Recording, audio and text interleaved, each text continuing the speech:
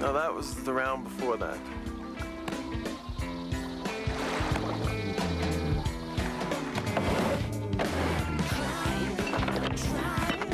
Next time it's your turn. Blue sky, sunlight, blue light. Tonight after the baseball game, watch Fox 17 News at 10 at a special time. Because at 10 it's baseball. After the game, it's news.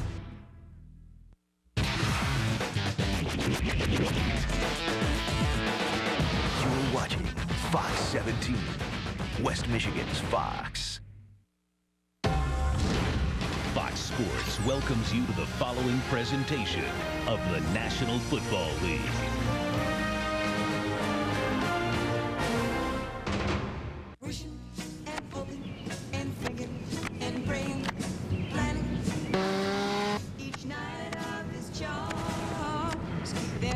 Hey, Donovan! Surprise! It's not my yard. If you really want tickets to the game, just use your Visa. It's the card you know they'll take everywhere you want to be. Visa. Hey, you! Proud sponsor of the NFL. I want to thank you guys for coming out. Oh, Jamie, why don't you tell us what's new in IT? Try to keep it short. Oh, well, we just implemented DFS and a new SAN. And also, we enabled shadow copy for shared folders on our file servers. It enables users to get back lost documents on their own without calling IT. And it'll save us hundreds of thousands of dollars, which... It'll do what? With new Windows Server 2003, you can do more with less. Automated system recovery. With this computer, you can even edit and burn home movies on DVD. That'll be great for the stuff we'll shoot on vacation. Mm-hmm. Oh, where are you going? Rafting. Hold on, kid! That's it, Larry! Good job, buddy! Keep going, sweetie! Where's Brooke? Did I mention you can edit stuff out? That'd be good. Thousands of possibilities. Get yours. Best Buy. Hey, Ricky, Bill from down the block. Saw your dog got out. Anyway, I chased him about a block down. Took a header into a thorn bush. You know what? I'm scratched up, but okay. Don't worry about me. The dog is what's important. I don't have a dog. Whoops. If you really want tickets to the game, just use your Visa. It's the card you know they'll take everywhere you want to be. Visa, proud sponsor of the NFL. Well, we're just about set for kickoff here at the Louisiana Superdome, and Dick Duran in his 5th season as head coach of the Chicago Bears brings his team down here to face a familiar foe, not necessarily to the Bears, but to him and Jim Haslett. Well, he coached Jim Haslett when he was in Buffalo. Haslett's last year there, and you can't think of more opposite personalities than Dick Duran, very stern, steadfast, quiet, and then you get the emotional, bombastic Jim Haslett. Well, this is before the game. They had a chance to renew acquaintances. Well, Dick Duran said that he thought that Haslett would become a coach. You know, he was very studious. You know, he was into the game plan, had his playbook with him everywhere he went. They asked all the right questions, and here they are facing one another. These two teams met last year. The Bears were 2-0 going into that game and had a 20-0 lead.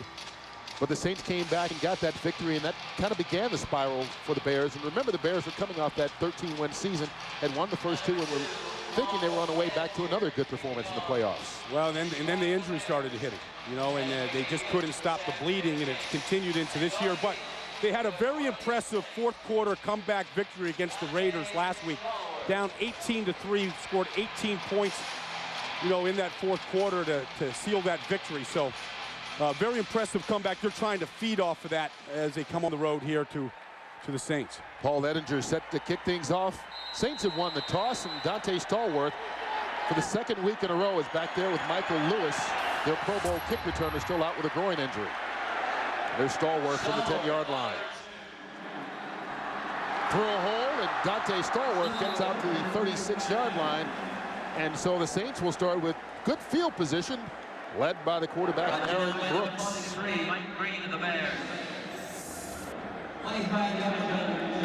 Brooks takes the field.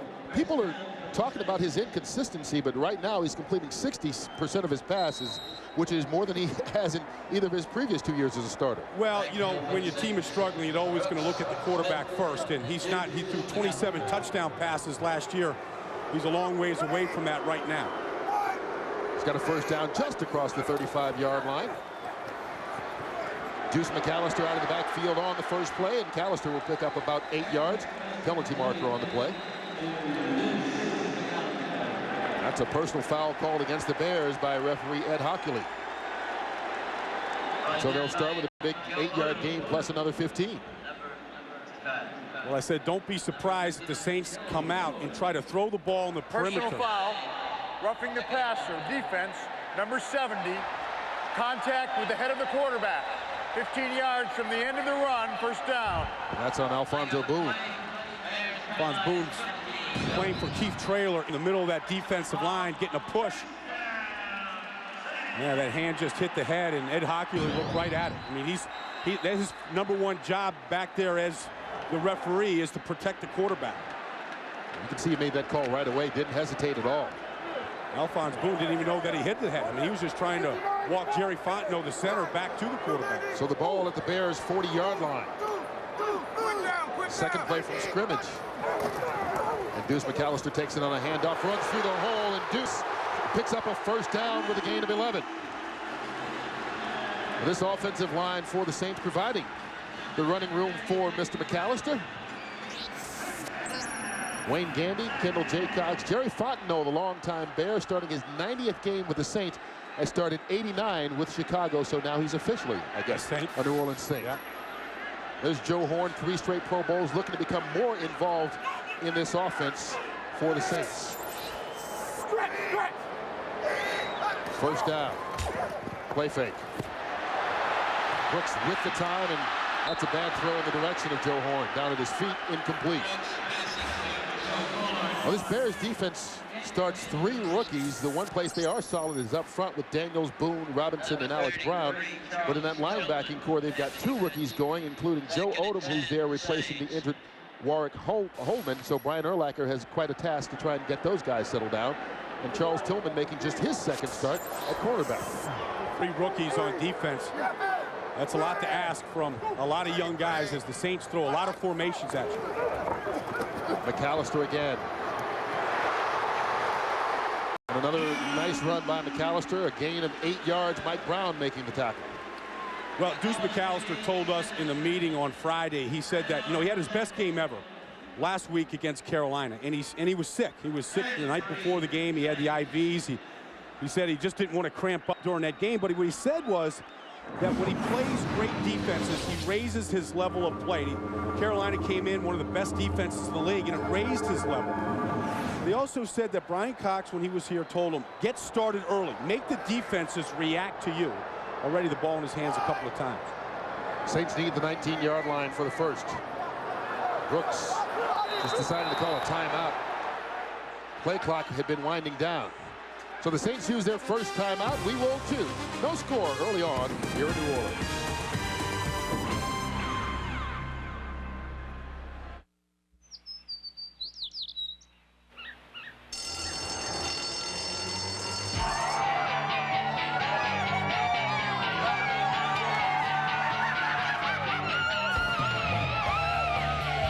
Remember how great the last day of school was? That's what getting away on a Southwest Airlines Fun Fair feels like. They're everyday low fares to your favorite vacation spots that start at just $49. You are now free to move about the country. When Taco Bell first created the Zesty Chicken Bowl, we thought we'd freshly prepare them right at your table.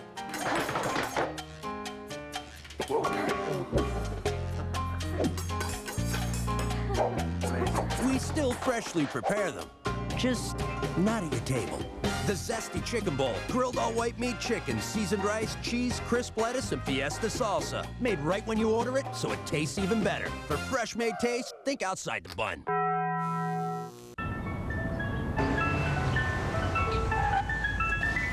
You hear that? I hear it, I hear it, I hear it. Over there. Back. Go that way, go that way. No, right.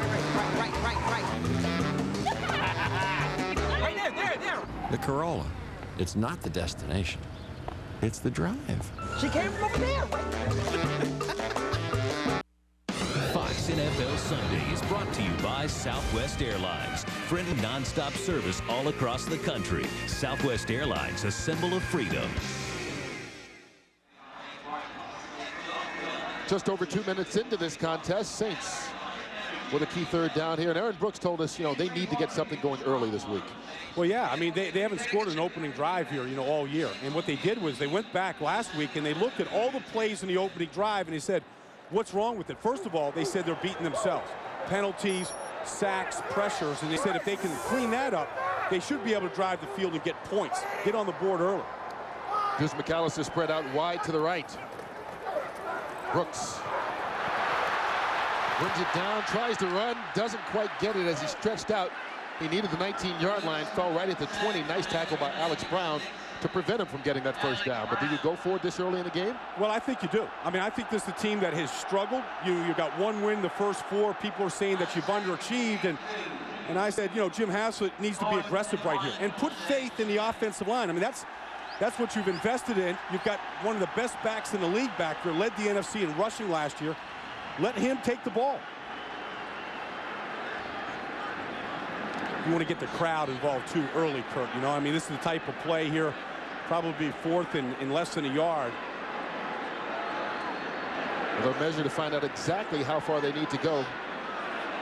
But oftentimes, this is more just a chance to talk to the quarterback, get things calmed down. That's a big yard that they need. Yeah, and I think after looking at that may swing it a little bit, and that may be the decision. And yeah, they're going to send out the field goal team. That's what it came down to, Kurt. That just looked like too big of a yard. And the fans react, A little disappointment already. Yeah. So John Carney will come on to attempt the field goal. His only miss so far this season was a 57-yard attempt right before halftime. This will be from 38 yards away.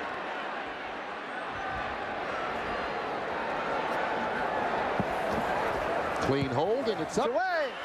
And he hooked it. And so that's his second miss of the season, and a big one as the Saints move the ball down the field after good starting field position, but the Bears hold him without a score thanks to the missed field goal.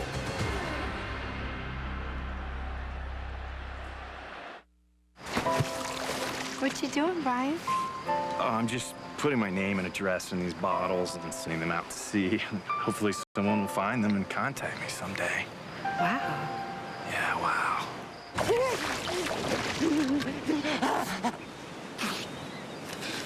Why? Why do you torture me, Brian Henderson of 12 Maple Lane? For the great taste that won't fill you up and never lets you down, make it a Bud Light. Brian. Oh, nice to meet you.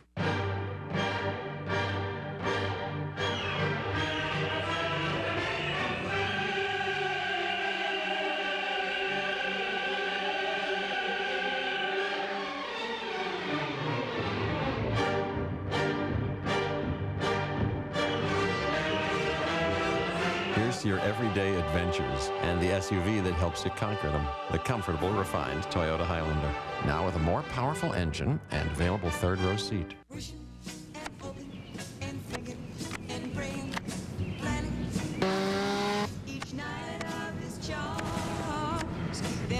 Hey, Donovan!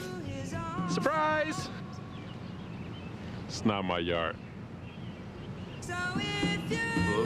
If you really want tickets to the game, just use your Visa. It's the card you know they'll take everywhere you want to be. Visa. Hey, you! Proud sponsor of the NFL.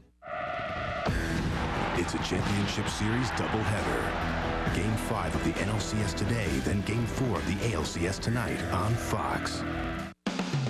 Fox NFL Sunday is brought to you by Bud Light. For the great taste that won't fill you up and never lets you down, make it a Bud Light. A tale of two emotions, a tale of two coaches. Do you think he's on the winning side? You missed it? Huh? That was after Carney's 38-yard miss there. So the Bears will take over at the 28-yard line. They pitch it to Anthony Thomas. The A-train falls forward, picks up 3 yards. Well, you talked about the emotions. Look at the opposite side after the missed field goal. Well, yeah, they kept them off the board, kept that streak alive of 7 straight opening game series where the Saints couldn't get on the board. And remember, this Bear defense gave up a touchdown to Oakland on the first possession last week and then held Oakland to field goals after that. So their defense has prevented teams from getting into the end zone of late.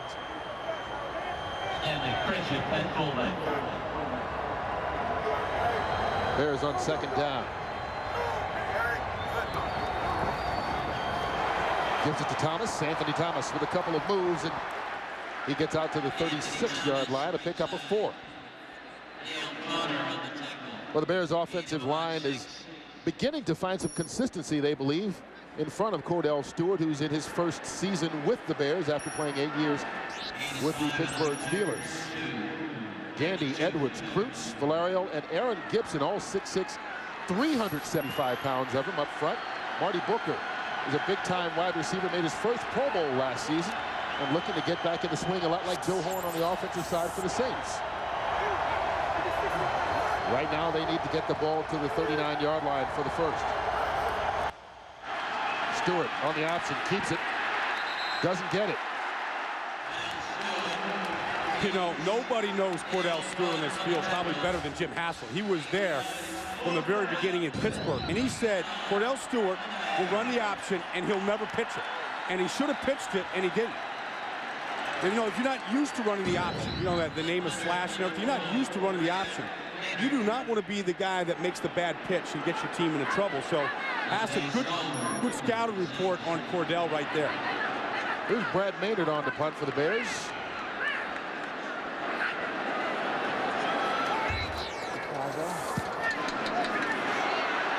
Dante Stallworth.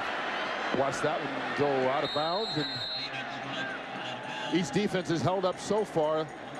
Saints will get their second possession starting at the 20-yard line, scoreless here in the first.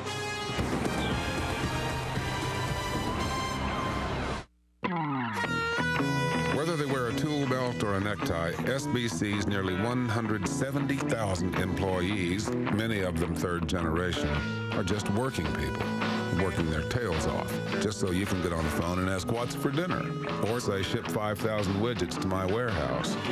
Most people take the old dial tone for granted. We don't. We can't. Ordinary people, extraordinary job. SBC.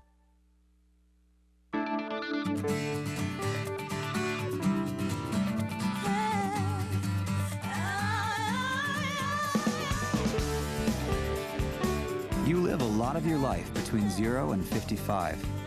No one understands that like your State Farm agent. That's why more people insure their cars with us than anyone else. Because we think car insurance should be as much about you as it is about your car. So, how much software do you want to buy? Mr. Mooney's not here. So, how much software do you want to buy?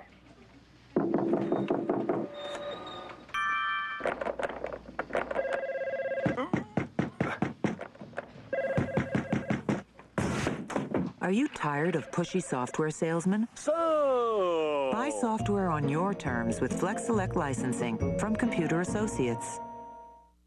This October, Fox is telling these beautiful European women that this $11,000 a year cowboy is worth $80 million in oil. We lied. Again.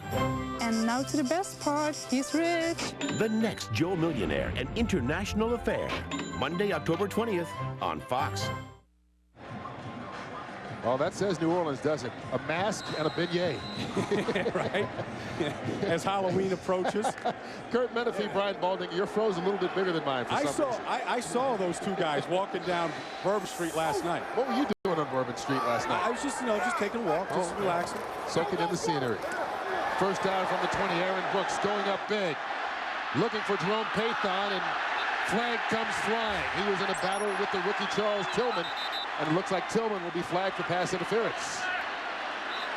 Well, the Saints believe that they've got a lot more speed than the Bears, and they want to come out here today and let that speed work for them and in this game, the way it's played, you got to throw the ball deep and take your chances that just throwing a flag and get the big gains just on interference.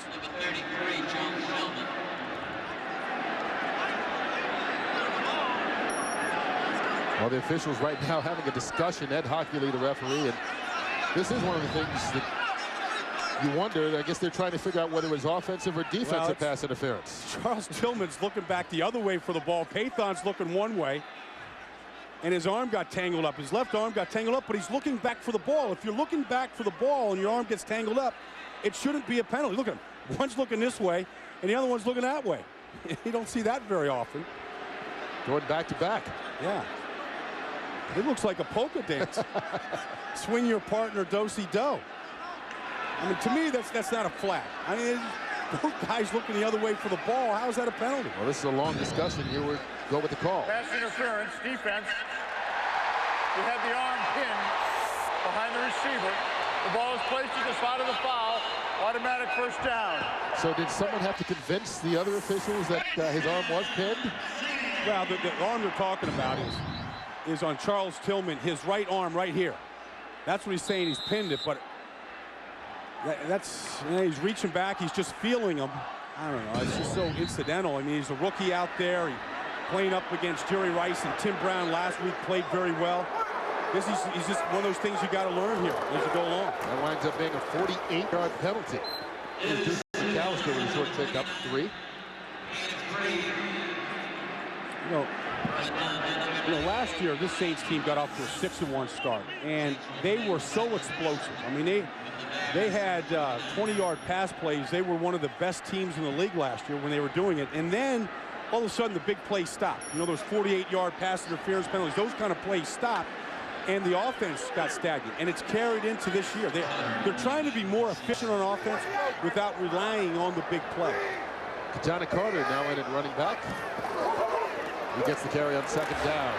Penalty marker goes flying as well as Johnny Carter's brought down. Lance Briggs in there on the tackle along with R.W. McQuarters. Low movement. Here's a shift. Yep. That's hard for Jim to stay that composed, isn't it? I mean, that's not his personality. Number 87 and 85 were moving at the same time.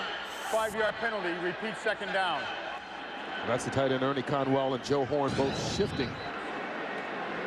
I'm going to tell you, see, I mean, you got Conwell and Joe Horn both moving at the same time. At the snap, you can't do that. Now, is that in the design that's wrong, or the players not paying attention? No, that's the players right there. That's just, you know, and Jim Hassel right there, and with Mike McCarthy, the offensive coordinator right here, he's tipped because he's like, look, I'm going to give you a chance on the outside, guys, Joe Horn and Conwell, to get you the ball. I want to go do something with it, but if you can't even get lined up correctly, I mean, Hassel's very capable of just handing the ball off to Deuce McAllister and saying the heck with all those guys. Well, they hand it off to McAllister on second down. He won't get far, but we send it a long way out to Los Angeles and JP for our first game break. Hey, Kurt, opening kickoff. Eagles trying to slip in an onside kick. No, the Cowboys are alert, specifically Randall Williams. He recovers, takes it 37 yards to pay dirt. You recall that attempt 3 years ago during the Pickle Juice game. Deuce Staley all didn't work today. Dallas on top by a touch. Kurt and our guy, Brian Baldinger. And the Cowboys looking to stay atop the NFC East all by their lonesome. Well, I think Parcells had, you know, was a little bored when he was out of coaching for a few years. I think he saw those plays from Andy Reid. Had him well scouted out. On third down, Saints need to get it to the 22. Bears defense seems confused. They come on the blitz. That ball tipped and broken up by R.W. McQuarters. Well, they may have been confused at the start, but they cleaned it up and broke up the play. Yeah, and they got pressure on Aaron Brooks. I mean, the Bears weren't lined up, but the Saints couldn't take advantage of it. Look at this action right here. Urlacher's trying to get this rookie lined up. This second-year player, Mike Green, lined up. Looks like Urlacher got his hands on it, too. Well, with two rookies, sometimes he's going to be the guy who has to make more than his share of plays. And so John Carney, who missed from 38 yards away, will try this one officially from 50. It's down, and this one's truer. So you miss a 38-yarder, and then you go out and kick a 50-yarder. Nothing like consistency in this league, right, huh? Saints go on top 3-0 on the Carney field goal.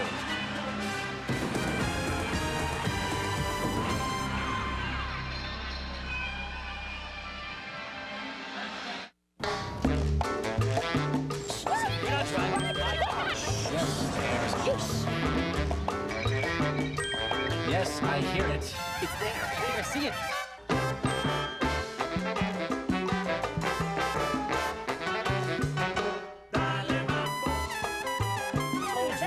Do you have any clue where we're going? Yes. Are you pointing? But I For the perfect road trip, hop into your Corolla and head on over to Universal.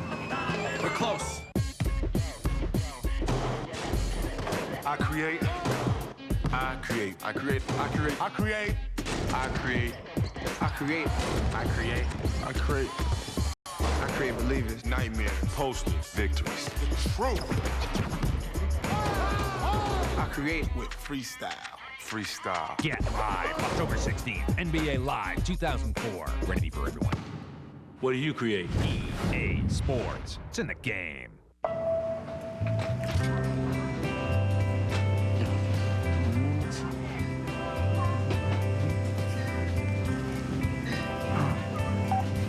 Gina, check this out.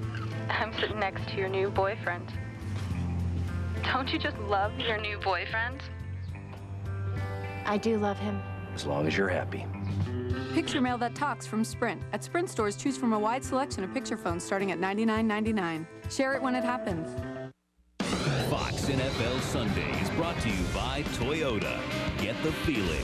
By NBA Live 2004 from EA Sports. Create your game with freestyle control. By Sprint, proudly offering picture mail and PCS Vision picture phones. And by Wendy's new home-style chicken strips. Another reason it's better here. John Carter's 50-yard field goal capped the scoring drive. All 48 yards, though, on that drive came on a pass interference penalty. So talk about penalties hurting you. That one directly cost them 3 points.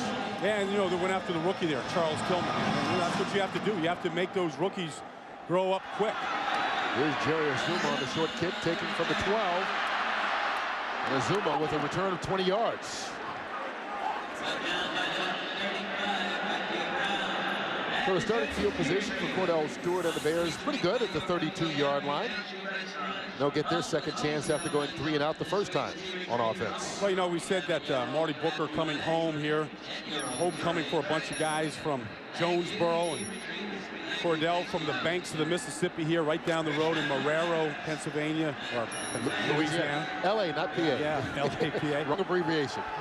Tailback Anthony Thomas from Winfield, about 5 hours to the north. Never played, none of these guys ever played in this dome before. First time they've ever played it.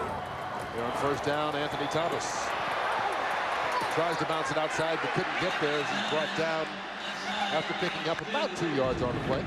It's a hotbed for football in Louisiana. I mean, you know, up north, you've got Marty Booker and Jonesboro and Anthony Thomas Winfield. They were rivals in high school together. And then Cordell Stewart from Marrero. Cordell Stewart was the player of the year, high school player of the year coming out of Marrero. He's got about 80 fans here, family, friends.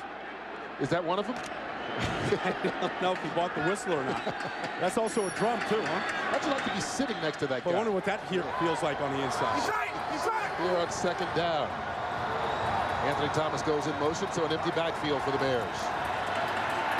Underneath, Marty Booker makes the catch. Picks up a first down to the 47-yard line. Well, we talked to Cordell. You know, 8 years he's been in Pittsburgh, and he had 5 offensive coordinators. There was always juggling things around. He was slash. He was a wide receiver. He was a quarterback in AFC championship games. Never got to the Super Bowl, and they made a change there. And he's come here, and he said he's like a 24-year-old rookie, having to learn a brand-new system, new terminology, new players. He said he's struggling, and he's got to throw the ball better, and he knows he does. Ian Booker picked up 11 yards on that last play. Here's Anthony Thomas following blocks into Saints territory, a gain of 8 yards on the run. Well, that could be Cordell Stewart's best friend, the A-Train, because here's a guy that missed the last 4 games this season last year with an injury. And he's come back, and everybody's down on Anthony Thomas, how to run the ball better, all these coaches, all these teachers. And he said, you know what? I just stopped listening to everybody. He just stopped listening. He said, I've been running the ball since I was 8 years old. You know, I was a great player at Michigan. I was the rookie of the year here in this league. You know, I'm just going to go on my instincts. And so far, the last couple of weeks, you know, he's the feature back. He's getting his hops right now, and he's making teams pay. He's picked up 20 yards already on 4 carries as he looks for his 3rd straight 100-yard rushing performance. There's Cordell Stewart picking up the first down as he slides right across the 40-yard line. Well, there's a protection pattern there that I've never seen. Watch the right tackle here, Aaron Gibson, come inside and seal the middle here. He comes in the middle. I mean, now, Aaron Gibson, you know, at one time 438 pounds, now a little bit under 400, is a human double team to begin with. So he's just clogging up the middle there, and Cordell Stewart saw everybody open to the outside and just took the running lane. When he seals the middle and part of the left side and right side. No, he's the seal. He's the human seal. First down at the Saints 40. Booker on the end around.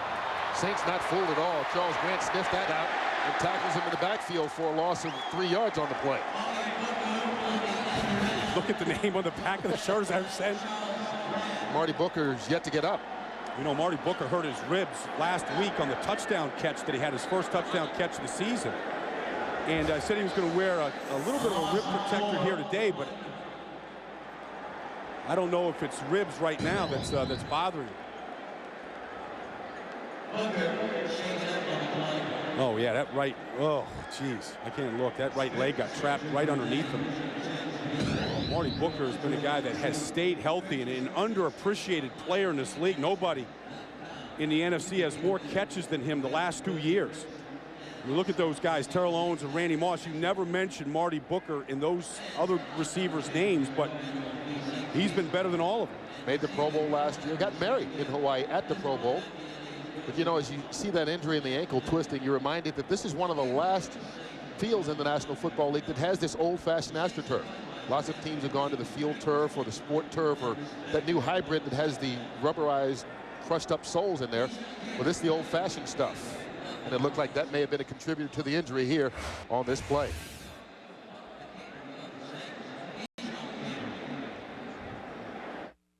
Introducing Wendy's home-style chicken strips. Heaven, I'm in heaven. 3 delicious pieces of breast filet. With your choice of Heartland Ranch, Deli Honey Mustard, and spicy Southwest Chipotle. When it comes to chicken strips, Heaven, Wendy's has a better way. Our new home-style chicken strips. It's better here. I know what I'm having for lunch. And remember, you can eat great even late. N is for nanotechnology, the study of things less than 1/1000th the width of a human hair. These are nature's building blocks, and they can be used to build some amazing things, like a cell phone so small an ant could use it, or a tiny computer that can hold every book ever written, or maybe some things we haven't even thought of yet. N is for nanotechnology, and it's brought to you by HP, a leader in this science of almost limitless possibilities.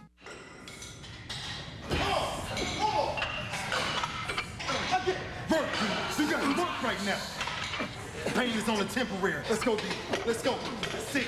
Here we go. There's 7. This a man workout right here. That's 8. Don't quit on me. Give me 2 more. 9. We working now. Racket. Next. Let's go next. Next. Come on. Next. As a United Way volunteer, Darren Howard helps out in a drama program that helps kids express themselves. Action. Badges? We don't need anything of badges. Now, that was a good one. Well, Marty Booker's on the sideline trying to show the training staff that he can go back out there, still walking with a little bit of a limp. He goes out. Ahmad Merritt, who has yet to make a reception this season, comes in to replace him on 2nd and long.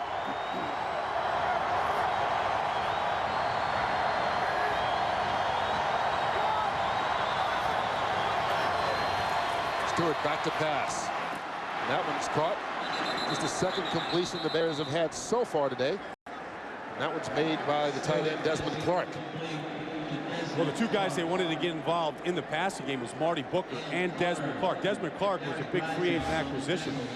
Been a real good pass-catching tight end in Denver. And they were happy to get him, but you know they just haven't had many opportunities to get either one of those guys the ball. They just haven't held on to the ball long enough, converting 3rd downs to stay on the field. Consequently, the defense has been out in the field a long time. It's all cyclical, and it all kind of rolls together. Saints fans hoping their defense can stop the Bears short of the 29-yard line, which is where they need for the first down. High snap. Stewart trying to recover, just falls on it, and that's the best the Bears could hope for. Derek Rogers giving chase. Oh, that's a disastrous finish. It takes him definitely out of field goal position. Well, this is what's been hurting him this year. I mean, it looked like Cordell Stewart just wasn't ready for the ball. Olin Kreutz didn't put it in that bad of a spot. No, not at all. Cordell Stewart just didn't look ready for the ball at that time. I don't know if he'd snapped it early. You know, sometimes when you're playing in a dome, you go in a silent count. You don't actually hear the snap count. And Olin Kreutz looked like he was just ready, and he snapped it, and Cordell wasn't ready to get it. So instead of going for the field goal, Brad Maynard will come on for the punt to Dante Stallworth. And that's a low one. Stallworth makes it at the 12. But nowhere to run. Only 3 yards on that return after the punt of 46. Well, keep in mind, especially those of you in Chicago, I don't think we need to remind you that later on today, it's Game 5 of the NLCS as the Cubs take on the Florida Marlins, 1 win away from moving into the World Series for the first time since 1945. Later on, it's the Yankees and Red Sox.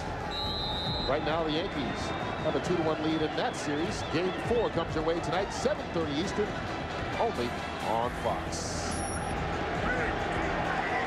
Marty Booker still working on that ankle. We'll have a little extra time as the Saints take over on offense. Deuce McAllister. McAllister picks up 7 yards before R.W. McQuarters makes the stop. You know, the Chicago Bears, you know, rush defense is at the bottom of this league. You know, they're without Keith Traylor. They got rid of Ted Washington, and those are the two Buddhas that protected Brian Urlacher. I mean, Urlacher, I mean, people are talking about him right now. He's, you know, he can still run, but he doesn't take blocks on. He's never had to take blocks on before. He's never had centers and guards in his face like he has this year. Here's McAllister again. Bouncing it outside. Finally forced out of bounds by Mike Brown, but a big run by McAllister, which is something he can do very well. 20 yards on the pickup here. Well, you got to get Urlacher blocked, and, you know, here it is. I mean, he doesn't have the same two Buddhas in front of him right now. So here's Urlacher right in the middle. And watch how the Saints get to the second level on him right now. I mean, there's Kendall Jaycox right here. 330 pounds right in his grill. Now, Urlacher is still going to get to the ball. You know, he's still going to have the speed to get out there, but he's now having to take blocks on that he's never had to do since he's gotten into this league. First down at the 43. Brooks, that ball batted in the air. It falls down incomplete. You know, Aaron Brooks, it doesn't take him long to put a smile on his face, and, you know, he knows they're 1-4 and they're talking about him, and, you know, what's wrong with Aaron Brooks? He said, look, people misinterpret. I'm a positive guy. People look to me to be the messenger to get things jump started. If I get down, everybody else is going to be down. So he's trying to stay positive during this bad stretch right now as they try to fight their way out of it. Hands it off to McAllister. So far, he's been the only thing that's worked for the Saints offense in the early going today. Picks up a couple yards on that run. McAllister now with 53 yards on the ground, and other than that, that big pass interference penalty is the only other thing the Saints have had going for them. Well, they called Deuce McAllister the sleeping giant. You know, he's no. Deuce calls himself the sleeping giant. Okay, all right. Well, yeah, it's his self. What do they call it? Moniker? Yeah, he gave himself a nickname. Yeah, and he likes it that way. You know, he doesn't say a whole lot. He lets Joe Horn and all the other guys do the talking out there on the field. I think he's just conserving his energy. Bears showing blitz here on third down. Saints need the 47-yard line. They get it. That's Boo Williams, the tight end, down to the 41 of Chicago. And the Saints move the chains. Oh, Brooks a little fired up. Yeah, well, I mean, that's a key third down. I mean, third down is a big down in this league. And so, Boo Williams just in the slot here. About 6'6". I mean, he's a big target now. Got a huge height advantage over Mike Green. A little push off there, right? Didn't see that one. Got away with a little bit of a push off that time. That allowed him to get the separation. 12 yards on the play.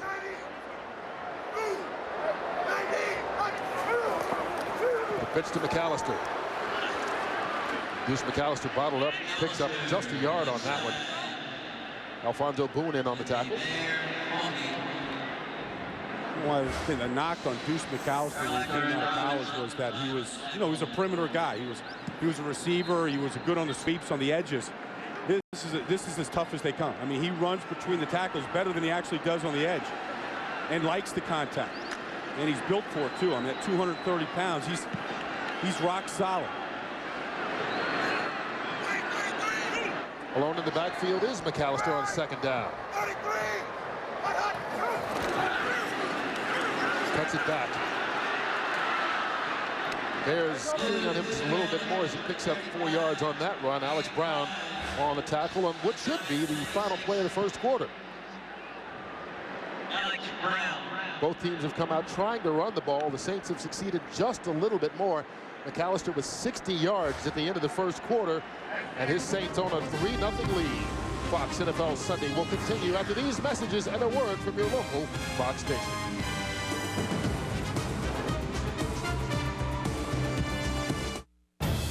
Families. District Attorney Thomas Rome. Noted adult entertainment mogul Larry Goldman. Driven by ambition. Why does it matter who our parents are? Divided. His father is the district attorney. By forbidden love. I want you. Let's take him down. From executive producer Jerry Bruckheimer. Can you imagine the press gets a hold of this? Comes a provocative new series. Tell your son to keep his filthy hands off my daughter. Skin premieres Monday, October 20th on Fox. You're watching the NFL on Fox. Ma'am, you may want to take cover. We've had some reports of wild animals in the area. Ooh, my. Come on, Donnie. Wild animals? Where? Let's get out of here, lady. The anniversary edition Dodge Caravan featuring a no extra charge rear seat video system. Thanks, officer. Keep up the good work. Disney's The Lion King Special Edition on DVD and in Dodge Caravan. Now get up to a $5,000 cash allowance, which includes a $500 in DVD coupon on 2003 Dodge Caravan. Hello? Hey. Hey. What's wrong? Nothing. Nothing? Nothing. You and Paul? Not so good. Not so good? Not so good. Paul, huh? Paul. Jerk. Fool. Slacker. Loser. One eyebrow. Beer gut. Big time. Best friend. You too. Love you. Love you. Go ahead, have the whole conversation. Introducing SBC Long Distance, now in Michigan. Add it to your SBC home phone service for just 5 cents a minute with no monthly fee, guaranteed. One more way, we bring it all home. The first wave of the attack will be terror. It's on a body that's been infected. The last line of defense will be him.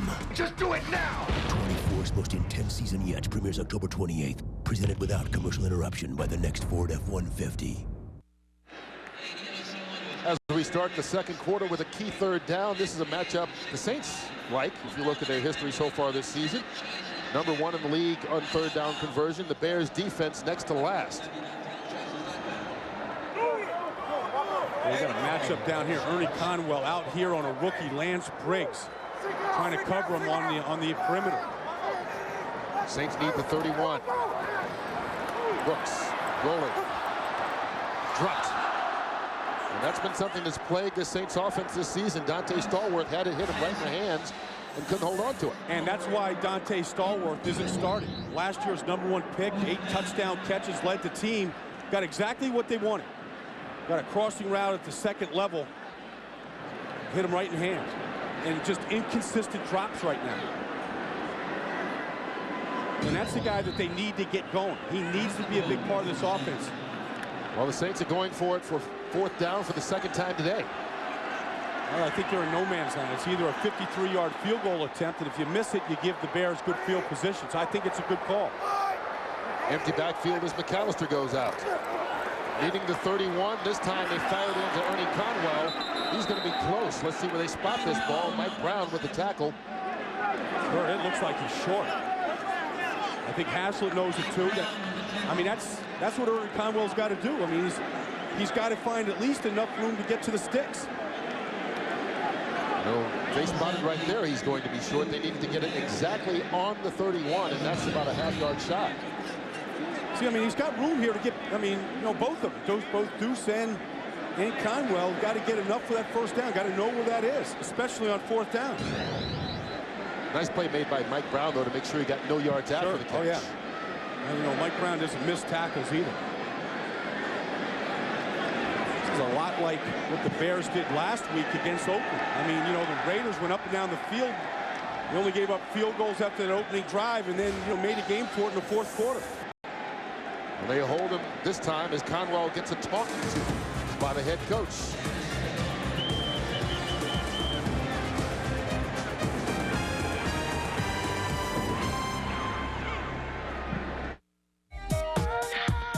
What do people see in the new Chrysler Pacifica? I see a woman who knows how to relax. I see a man who knows where he's going in the world. I see a painter, a parent, an individual. I see a mom and a dad who are completely behind their kids. Introducing the Chrysler Pacifica, well beyond the SUV. Aren't you tired of frozen dinners? Make it Campbell's instead.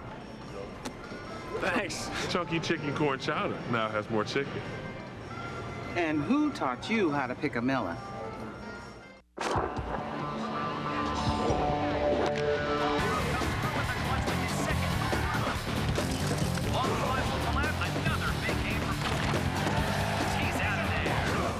I've made a lot of news on the baseball diamond, but if you want to find out about this diamond, you've got to go talk to your doctor. Ready to try Viagra for the first time? See your doctor and find out if a free sample's right for you. My doctor says it's right for me. That's why I stay with it. For more information, go to Viagra.com. Got some big NFL appetites heading your way? Looks like you need the NFL deal from Pizza Hut and Pepsi. Order any large specialty pizza at regular price and you get a medium one-topping pizza and a 2-liter Pepsi for just $1.99 more. A Pizza Hut pizza and a Pepsi. Gather around the good stuff. Fox NFL Sunday is brought to you by Chrysler Pacifica, well beyond the SUV. By Computer Associates, the software that manages e-business. By Visa, if you love the NFL, it's everywhere you want to be. And by Viagra. Ask your doctor if Viagra is right for you. Well, the Saints offense unable to convert. Dante Stallworth receiving a little lesson from the quarterback, Aaron Brooks, about that drop pass he had. Marty Booker back in the game for the Bears. They say he's got a sprained ankle. He'll test it out and see what we can do from here. Bears starting on the 32-yard line. Anthony Thomas. Gain of 4 yards on the play. Jay Bellamy with the tackle. Or take a look at the last drive here. The Saints got a third down opportunity here. They got the ball in Stallworth's hands, a chance for a first down. Don't convert that. Ernie Conwell gets pushed back by Mike Brown, doesn't get the first down on fourth down. And, you know, I mean, you know, the Cubs follow us today, and they've got a 95-year curse going on. And the Saints have been cursed. I mean, you know, Jim Haslett saved the curse. I mean, they've won one playoff game here, but they're a better team than a 1-4. But the way they're playing right now, that's what they should be, 1-4. On second down, Anthony Thomas. Short pickup of 2 yards, and we saw Marty Booker go out of the game. And what's got to be disappointing to you if you're a Bears fan, not only did he go out, but he threw the helmet down in frustration, which kind of gives you a signal that he doesn't think he can go right now. Well, that's what he did. I mean, you know, you go out there and you wrap the knee and the ankle extra, and you go out there and you realize you can't push off it, and you're not going to help the team out there. And this is his homecoming. We've got a bunch of fans here today. First time playing in the Dome. It was a big deal to him to come back home. He bought 60 tickets for this game. Cordell Stewart bought 80. Anthony Thomas said he kept his quiet, only 20. They're on third down. They need the 42-yard line for the first. Stewart rolling. Saints attacking. We send it out to Los Angeles and JB for another game break. Hey, Kurt, the 1-2 combination of Peyton Manning and Marvin Harrison hooking up on this play here, play action, 33-yard strike to Marvin Harrison, taking him to the one. James Mungrove goes across with the score. Earlier, Harrison's reception made him the all-time coach leader in receiving yards, passing Raymond Berry. Kurt and Brian, you won't want to hear Terry doing country music back here in the studio. That's another Louisiana boy, sir, it is. Terry Bradshaw. Oh, yeah. Well, I don't think he lets you forget about that every Sunday. Here's Brad Maynard's punt. High kick, Dante Stallworth from the 21. Flags on the play, and he's brought down right at the 31. There are more flags down on the sideline as well. And an injured Bear still on the field. Looks like Adrian Peterson. They just threw a couple more flags down. Yeah, I think we've got multiple calls. Yeah, maybe they're just piling them all up. Maybe it's laundry day here. Everybody's just throwing it in the basket. Well, you got ribbons, you got flags, you know, you got bean bags. There's all kinds of things being thrown out there. Yeah. You got people spotting the ball, spotting where the flags came out. Well, there you see Marty Booker going into the locker room. And once again, that's not a good sign for the Bears. One of their biggest weapons on offense. There were fouls by both teams during the return. Holding, receiving team number 37, correction. There was also a face mask by the kicking team, number 30.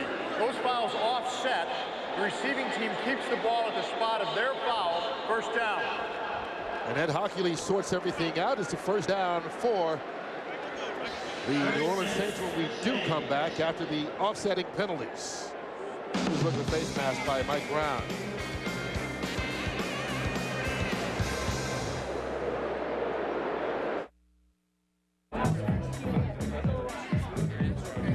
What's the party for? We just finished our Active Directory rollout.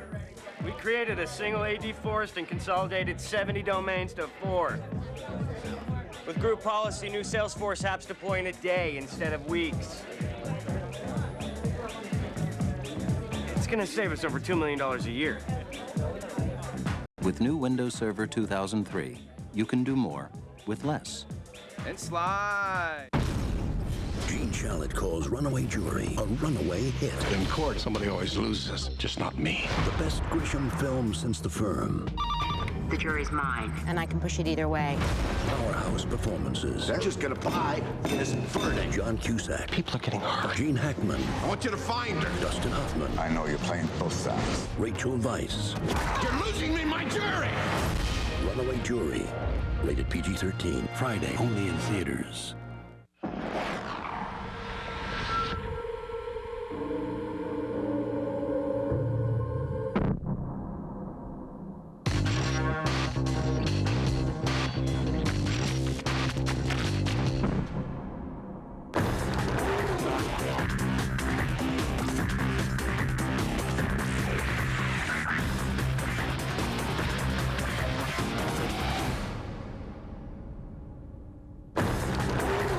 Last season, Red's heart attack sent everybody reeling. Oh, open your eyes. He's having an arm attack. This fall, find out if he recovers. My heart. Red. That's gonna come in handy. On That 70s Show. Next time you clutch your chest, you better see a bright light and some dead relatives. The season premiere, Wednesday, October 29th on Fox. Well, the offensive woes for the Bears continues. Only 3 first-quarter points all season. This is their 5th game. The good news for them, though, their defense has stymied the Saints, along with a little help from the New Orleans offense. But right now, it's a 3-0 game here early in the 2nd quarter. There's Deuce McAllister bottling it. What was that? It falls right back into his hands. No one touched him. He just lost the handle on it. He completely took his eyes. I don't know if I've ever seen that. Running back with the ball in his hands, and all of a sudden he just started playing, just started juggling. This, you know, when things are bad, I mean, this is just a little draw play. Nobody got a handle. I mean, nobody can get the ball.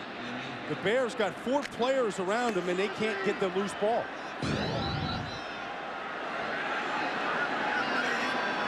So they lose a yard on the play. There's Brooks. That one broken up nicely by the rookie, except he gets a flag on the play. Boy. And it looked like Charles Tillman got in there and did a good job of knocking it away. Let's see what the contact is. Well, I think he made contact, Kirk, before he was able to try to make the play on it. Here's on the outside. It's just going to be a quick slant by Joe Horn. Number 33, late to the back. The ball is placed at the spot of the foul. Automatic first down. That's his 2nd pass interference penalty on Tillman today. Well, and that's 3 in 2 weeks now. And he's a rookie, and teams are going to test him, and they're going to keep going after him until he can hold up. They made a switch now 2 weeks ago. They made a switch with Jerry Azuma, who was the starting right corner, and they like Tillman. They like his size and his speed and his competitiveness, but you got to play the ball in the air better. That's a 7-yard penalty. Ball at the 33. Brooks with time. Up top, looking for Joe Horn. Horn drops it. Now, this Saints offense has had opportunity after opportunity and failed each time today. Well, they can't hang on to the football. And, I mean, Aaron Brooks can't do anything more. I mean, this is going to be max protection here. You're going to have 2 receiver routes here. 8 protected. They wanted to go deep. And they're working right on the rookie out here again, Tillman. Little stutter and go. And that's a long stutter and go. I mean, that's 30 yards down the field. You got him to bite. The ball's perfect. And it's perfect. Joe Horn's been an electrifying player in this league, but when the team gets the yips, it seems like it's contagious. And McAllister will be dropped for a loss. Philip Daniels, the first guy to get in there, and Brian Urlacher helped him clean it up. Well, Urlacher's sitting there, you know, he's smiling, he's talking. I mean, he's you know, they've only given up a field goal here today. He's playing between a couple of rookies out there. Urlacher's got a rookie over here. See, nobody got to him that time. No offensive lineman got to him. He was able to just escape, and then once he saw the opening and the play develop, he was able to go make the tackle. 3 wide receivers in on 3rd down. They need the 44. Brooks working from the shotgun. Under pressure. McAllister out of the backfield. He'll go nowhere as Tillman, Terry Azuma comes up to make the tackle. I think he had a hard time blocking Alex Brown that time. There's a penalty flag down in the backfield. Penalties have been about the only thing that's kept New Orleans drives going today. Offense number 72. The penalty is declined. Brings up 4th down. This one won't. Wayne Gandy called for the penalty, the left tackle, and you can see on Hazlitt's face it's been a rough start. Well, here's Wayne Gandy against Alex Brown. Alex Brown gets the corner on him. That's their best pass rusher, and that's a good call. But, you know, I mean, the Saints only had to protect against 4 rushers that time. They had 6 protectors, and they still got a hold and call and pressure. First punt of the day by the Saints. R.W. McQuarters makes the fair catch. So the Bears will have a chance. Down 3-0. Still early in the 2nd quarter. Life got simple the day I plugged into the big brown machine. West Coast overnight, done. China, 48 hours, done. Brown picks it all up together and delivers it all on time. And with their global tracking system, I get the proof. It isn't that I'm not a trusting person. Yes, it is. International Overnight Ground. Synchronized. UPS. What can Brown do for you? This fall, Bristol-Myers Squibb, the cancer community, and I will come together for a very special campaign called the Tour of Hope. We want to raise awareness of clinical trials and let people know that cancer research is worth the ride. I've had this relationship with Bristol-Myers Squibb for years now, because if it wasn't for BMS drugs, I just would not be sitting here today. Together, we can speed the search for a cure. Follow the Bristol-Myers Squibb Tour of Hope team and Lance Armstrong in this historic ride. Find out more by visiting our website. Introducing the limited production Chrysler Town & Country Platinum Series. With special wheels, interior, and no extra charge rear seat video system. Do you mind? Now receive an additional $500 cash allowance when you get the Lord of the Rings, The Two Towers DVD. It's one of the best values in America. See your Chrysler dealer today. Fox NFL Sunday is brought to you by UPS. What can Brown do for you?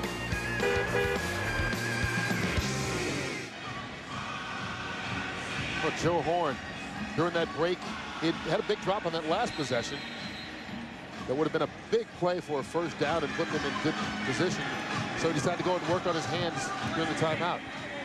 Saw the same thing for Dante Stallworth earlier after he dropped the ball. So it's a 1st down for the Bears at the 22-yard line. Stewart. He's got time. Open is Des White, might adjust and makes the catch into Saints territory. Finally wrestled out of bounds by Fred Thomas at the 42-yard line, a gain of 36. Well, they protect first. They keep 8 in to protect to give Cordell Stewart a lot of time to read this. And Des White's going to take this thing all the way across the formation. This takes a long time to go in, and they'd come back out. Fred Thomas, they said they were going to go after Fred Thomas. Look, you got Big Gibson inside. What is that? It was like they're getting ready for a sumo match, and they're just kind of like checking each other out. I mean, nothing happened there. First down, Anthony Thomas dancing inside, and Thomas will pick up about 4 yards on the play. Derek Rogers, the first Saint to get him as they finally get him down. I gotta go back and see that, Kurt. I got to see Aaron Gibson and Big Grady Jackson. Yeah, and Grady Jackson kind of stare each other down. I mean, this is 2 plays ago, and here it is. I mean, big guys looking at each other, kind of sizing each other, sizing each other up, conserving energy, I guess. Well, Aaron Gibson's listed at 375. Grady Jackson's listed at 330, but well, I think that 330's Aaron Gibson has a scale in his house, Kurt, that goes up to 1,000 pounds. I was wondering how he got weighed. Well, now I know. Here's Anthony Thomas following Gibson. Spins his way out, lost the football, and the Bears have recovered. Looks like Des White was the guy to fall on it.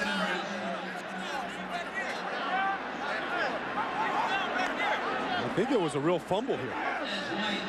Don't see many of those these days. Well, yeah, I mean, are you down by contact? Is the knee down? I mean, I don't know if the left knee was down before the ball came out. It's one of these.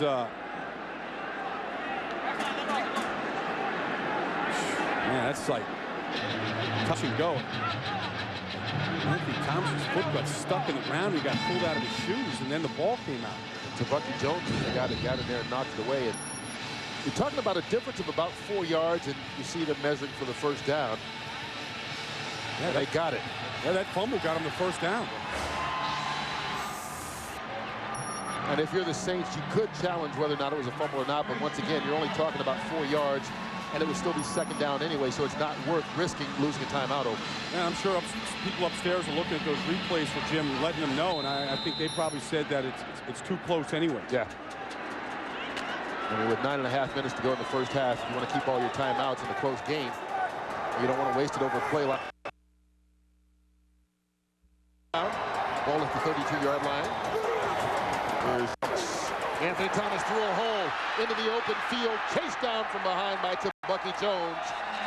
We send it out to Los Angeles and JB for game break. Hey, Kurt, take a look at this. Howie Long cheering because the guys from Villanova, Brian Westbrook, third straight game with a touchdown, that a 5-yard run, all tied in Dallas. Meanwhile, in Washington, 16 plays, 85 yards by the Bucs. Capped on that play-action play, Brad Johnson and Todd Yoder, and it is Tampa Bay on top of Washington in the second by 4. Back to Kurt and Brian.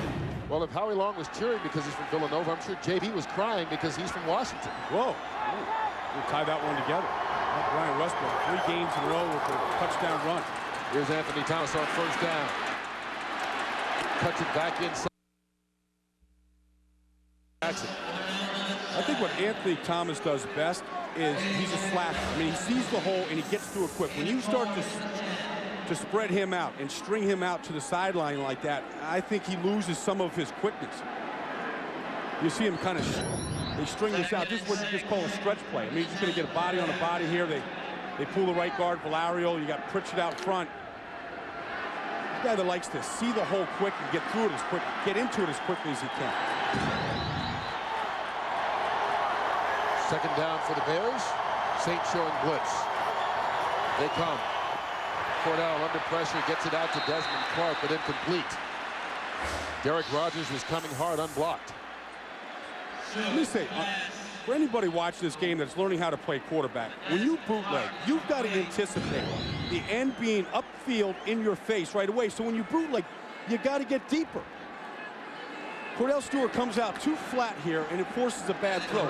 You've got to anticipate those guys not biting on the fake, and when you turn around and get deeper, you give yourself more room to make this throw. This should be a touchdown for the Bears. Cordell Stewart and Derek Rogers, a couple of guys who played their high school ball growing up here in New Orleans. On third down, they can get a first across the 4.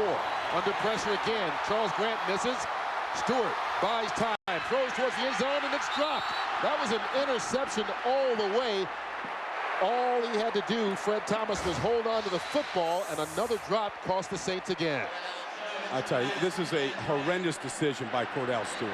I mean, you just can't do this. I mean, this is David Terrell working to get open right here. Back of the end zone. That's the first place you look when you're scrambling and struggling inside the red zone here. Okay, does a nice job, shakes off Charles Grant.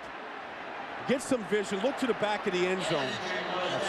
That's another drop here for the Saints. And you put that in the package of Joe Horn and Stallworth and all the other drops. There's Paul Edinger. He gets the 28-yard field goal, and despite all the miscues by each team, we're tied.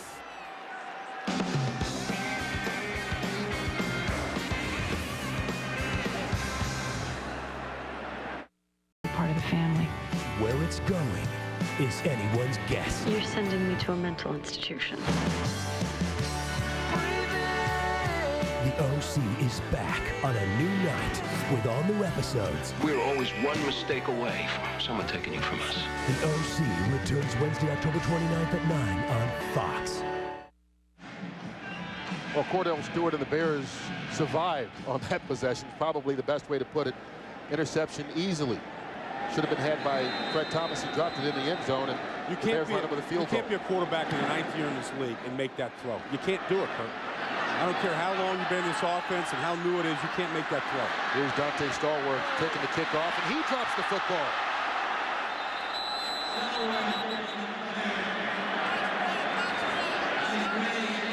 Bobby Gray hit him, and in the effort of making the tackle, jarred the ball loose. We don't have a signal yet. Saints ball. Part of that tackle and hit shows you a little bit of the weakness of Dante Stallworth. He has great straight-ahead speed, but he does not do a good job of making people miss. I mean, he's not one of those stutter people that can, you know, it's almost like he's too fast to be able to stop and start. You watch this. I mean, Gray's there, but he can't make people miss in the open field. He can run away from people. Great hit by Gray. Another kid making a homecoming here today from Louisiana. With Louisiana Tech. So the Saints will retain possession. And remember, Michael Lewis, the Pro Bowl kick returner you see, is out with a strained groin. Has missed the last 2 games. That's why Stallworth was back there.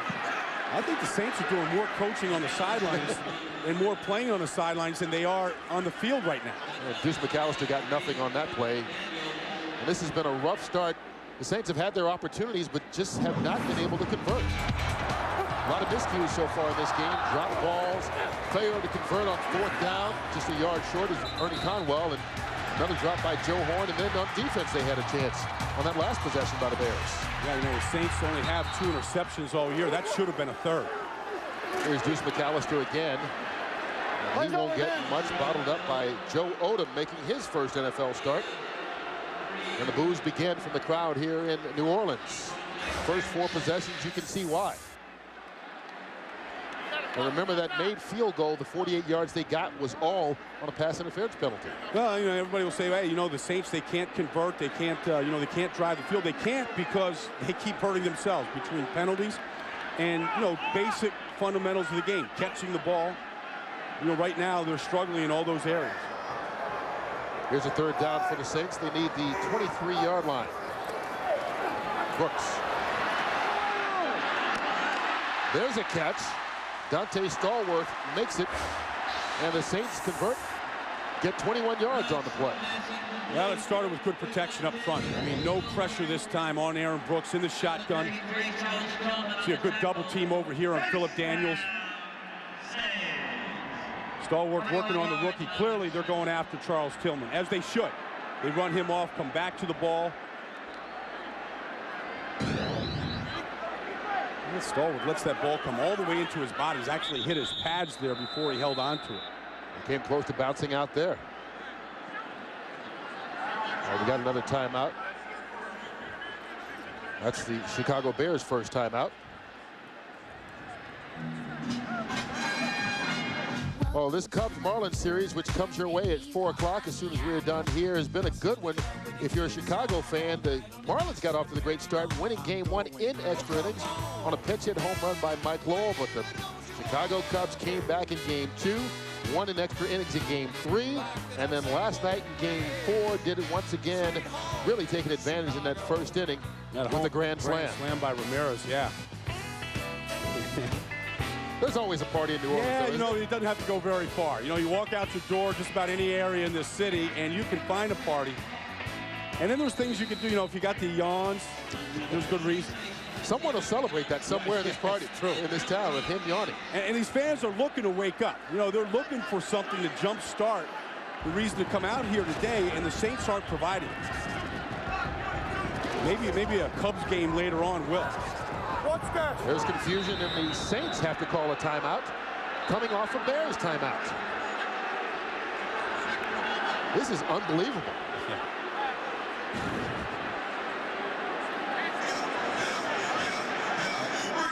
What do you think if it was 3-3, you know, in the second inning today? Right, yeah. People aren't going to be on it. No, I don't think that would slow him down. You got Carlos Zambrano going against Josh Beckett in Game 5 between the Cubs and the Marlins. And once again, the Marlins now, they have to win all 3 games left. The Cubs just 1 win away from getting back to the World Series. I mean, you know, it's just like it was yesterday. 1945, last time they were in the series. Last time they were in the series, 95 years ago since they won it. Red Sox and Cubs, you know, we were talking to Dick Duran, and you know, he grew up in Boston but lives in Chicago, and you know, he's politically correct. He says, look, whichever team gets there and wins it, you only can get rid of the curse. Yeah. And right now the Saints look cursed. You know, they're trying to. They just started an arena football league team down here called the Voodoo, and you kind of think like there's somebody using some voodoo on the Saints offense. They should be better than this. Here on first down, Deuce McAllister. And McAllister will pick up 10 yards in the first down. There's a flag down on the sideline as well.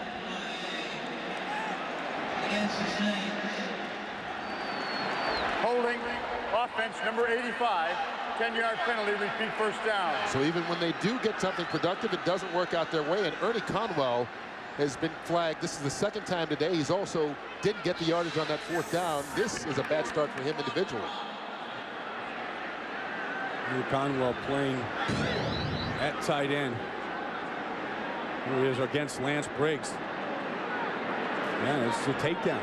I mean, it's a good call. I mean, it allowed Deuce McAllister. Sometimes you get these holding calls, Kurt, has nothing to do with the play. That allowed McAllister to get to the edge and get the yards he got. Remember, Conwell was brought in here for his veteran leadership after 7 years with the St. Louis Rams. So it backs him up to the 29-yard line.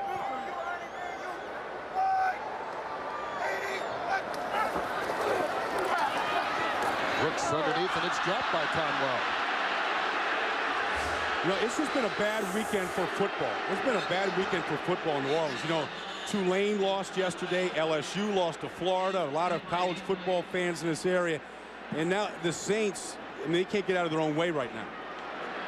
You know, if it was one guy, you pull him. You yank him out of there and you replace him, but it's a team effort here at this. Well, but this one guy, Conwell, hasn't had a good day. I mean, he's had the drop. He missed the 4th down yardage.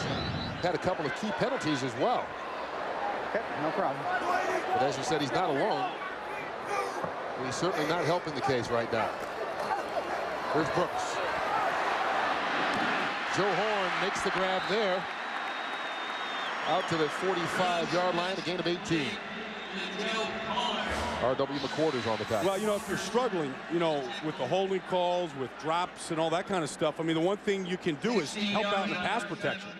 So they keep Ernie Conwell in this time. They keep him back here really at an H-back position. He just tries to help out here any way he can. You know, he's afraid to use his hands, and he's just kind of stuck his head in there. Doesn't want to be flagged again. 3rd and short. McAllister fighting, gets the first down out to the midfield stripe. Ryan Urlacher with the tackle. So the Saints convert and hope to get something going against this Bear defense. You know, McAllister is off to a pretty good start. He's had a couple good games in a row, and they said the one thing missing from his game right now is that long run. You know, that 50 or 60 yard, and they think it's going to come, but you know, in order to make those kind of runs, you need a lot of help at wide receiver and in the second. Guys that can get down the field and help you out. He can clear the soup, this area in here, pretty well. They fake it to McAllister. Get it out to Jerome Pathon. Pathon brought down by Mike Green after a pickup of 6. I always think it's a good idea when you move Aaron Brooks around. He's such a fluid, natural athlete. He makes everything look so easy. I mean, he never is a jerky guy or a guy that looks like he's struggling in the athletic department. When you move him like that, it always looks smooth to you.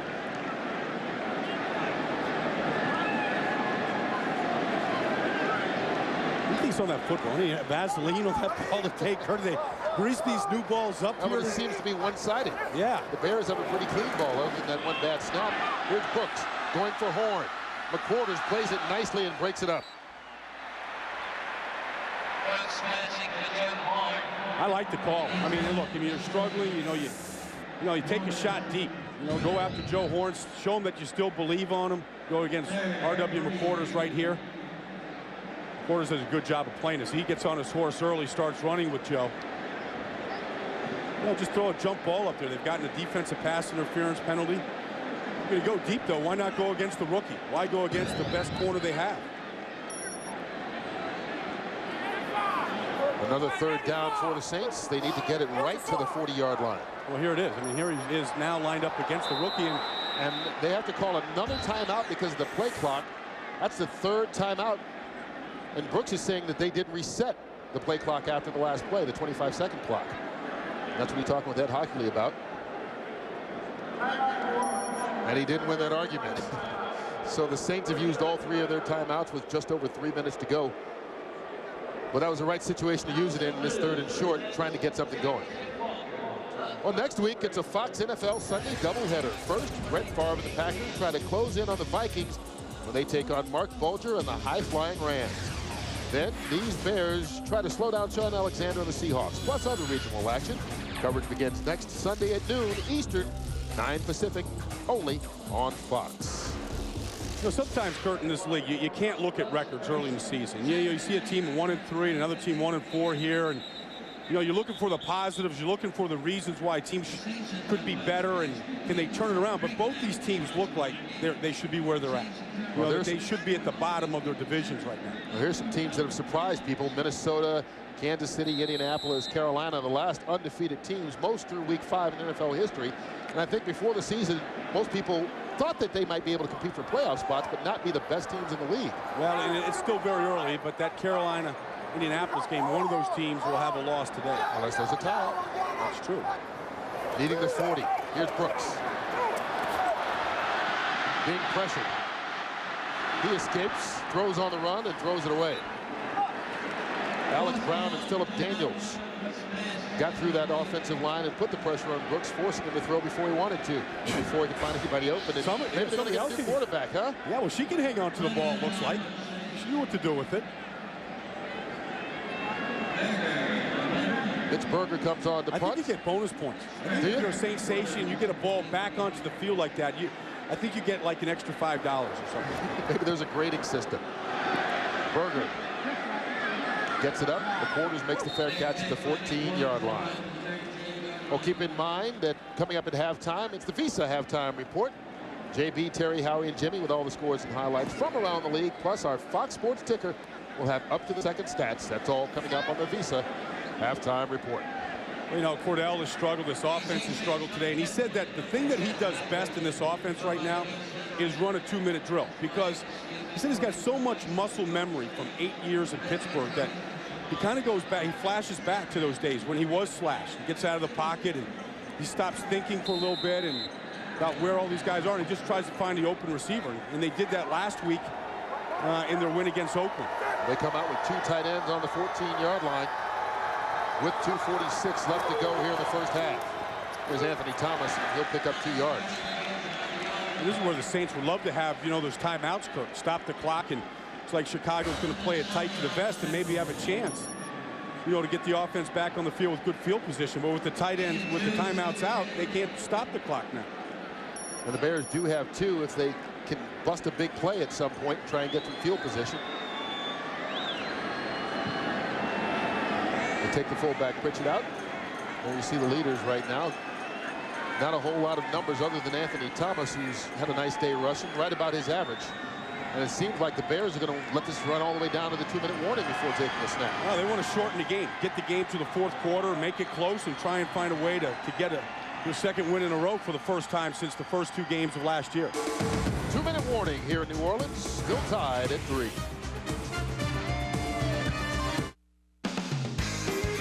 Fox NFL Sunday is brought to you by Wachovia. Together we can achieve uncommon things.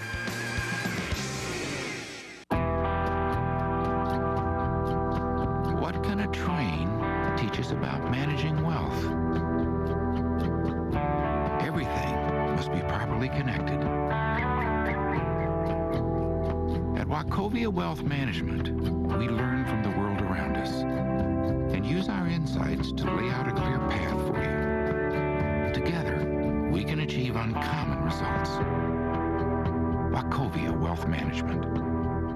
The images you are about to see are 100% authentic. The Xterra Owners Club has no fees and no dues. All you need is a Nissan Xterra and some proof. And now it's even easier to join the club with 0.9% financing and $1,500 cash back. The 100% authentic Nissan Xterra, now with 0.9% and $1,500 cash.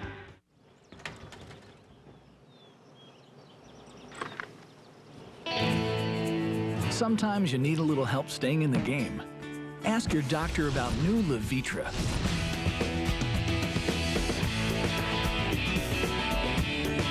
But once you get in the zone, it's good. Ask your doctor if a new choice is right for you.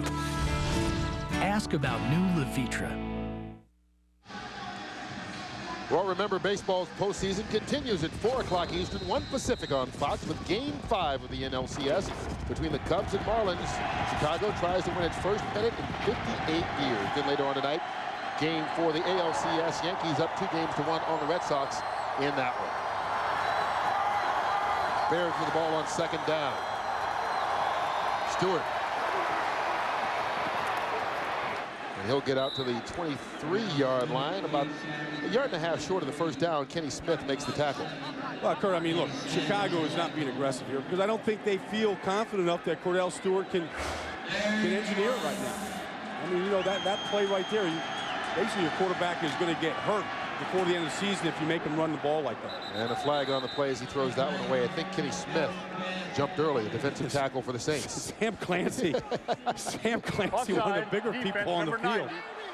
But that ball pretty easy. Results in a first down. That is on Kenny Smith, gives the Bears a first down. But I tell you, people on the sidelines are making better catches than the Saints right now. Cheerleaders, yeah, Sam Clancy, defensive line coach. Yeah, Sam doesn't have any gloves on or stick 'em or anything. You know, girls with pom-poms are catching the ball. Sam at 350 pounds are catching it. Look at that. Sam was a basketball player in college. I mean, a great basketball player. His son plays for the 76ers, and that's what it looked like. It looked like a little grapefruit going into his hands. So the Bears get a first down. Here's Stewart. Brought down, lost the football, and the Saints fell on it. Well, maybe we see now why the Bears have been so conservative down here with the 2 timeouts late. Charles Grant hit him, and Cordell Stewart just flat out lost the football. Well, this thing happened to the Bears last week, the same thing. You know, and John Shoup, the offensive coordinator, said you cannot take a sack on first and second down. You've got to get rid of the football and go to another down.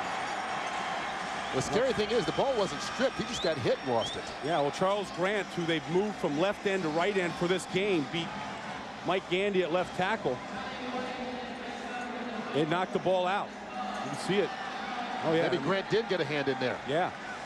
All right, so credit Charles Grant with a nice play. It turns it over and gives the Saints the ball in their best field position of the day at the 23-yard line.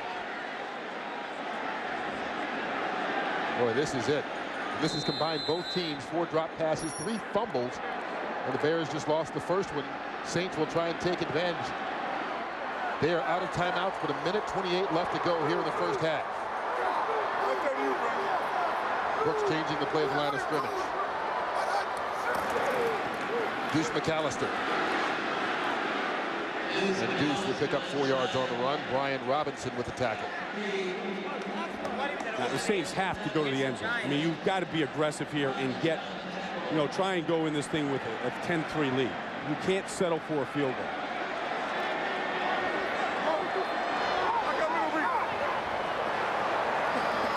McAllister alone in the backfield. 2 tight ends in for the Saints. Brooks running. He brought down right at the 13-yard line. Lance Briggs, the rookie, with a tackle. And now they've got to hurry with the clock down to 46 seconds. Looks like they gave him the first down. They don't seem to be in a hurry. Remember, they've got no timeouts left. Yeah, and you don't want to waste it down to kill the clock. That thing where they throw the ball into the ground. You want to maximize your plays here. Brooks over the middle, and it's caught. Jerome Pathon down to the 2-yard line. You've got to throw the ball here, Kurt. I'll tell you why. If you miss it, you can still have another down. If you run it, they spike it to stop the clock with 15 seconds left. Right. Now they still have to go to the air here. You're going to have second down. You've got at least 2 shots if you throw the football. If you run it, you don't get it in, you won't get another chance. So they got to go to the air. Well, how about a nice catch by Pathon on a day they've had so many drop balls? Seems to be the one guy right now that is holding on to this football. Aaron Brooks does a good job staying in there, well protected. That's a tight throw and good coverage. In a lot of traffic. Yeah. Pathon coming across the middle.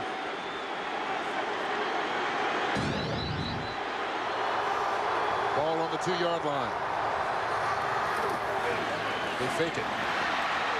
McAllister picked up the blitz and Brooks just overthrew it. Walter Rasby, the intended receiver. Nice job done by McAllister, though, to give him time and avoid the sack, which would have kept the clock going. Yeah, well, they've wasted a lot of time here getting down here, but you still got time for 2 plays. Look out. Nice pickup there on Mike Brown. I mean, textbook. Allowing Brooks to at least have enough time and not take a sack here. You take a sack here, Kurt, the half is over.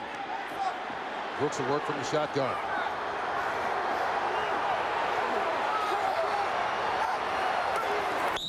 Movement on the right side. Looked like the right tackle, Victor Riley, got up early.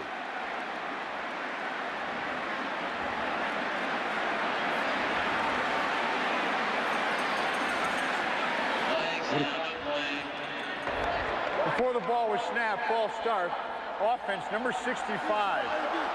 There is no runoff because the clock was not running before the snap.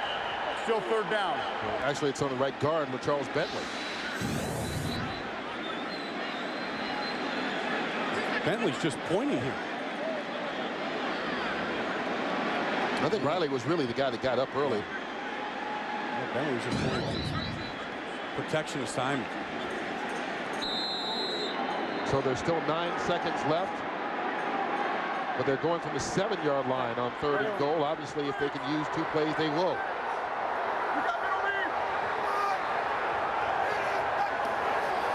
Brooks. Terrell Smith, the fullback, and he won't get in. The fullback is stopped right at the 3-yard line. And remember, they're out of timeouts. Tron Lefevre, the rookie out of Florida, made the stop that ends the half, but we do have a penalty flag down as well. If it's on the Bears, the Saints will get another play. If it's on the Saints, it's halftime. Yeah, they'll have an untimed down if it's against the Bears. It looks like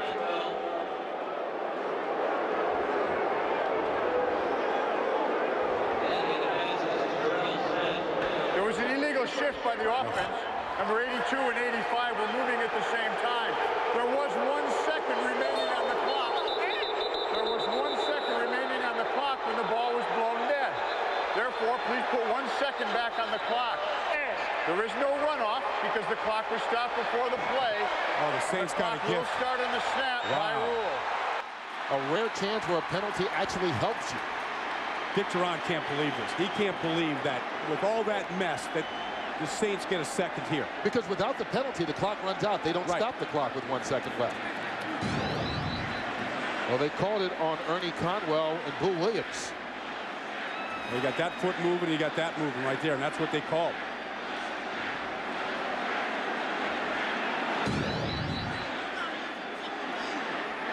And so they're going to go for a field goal, try and get the points here.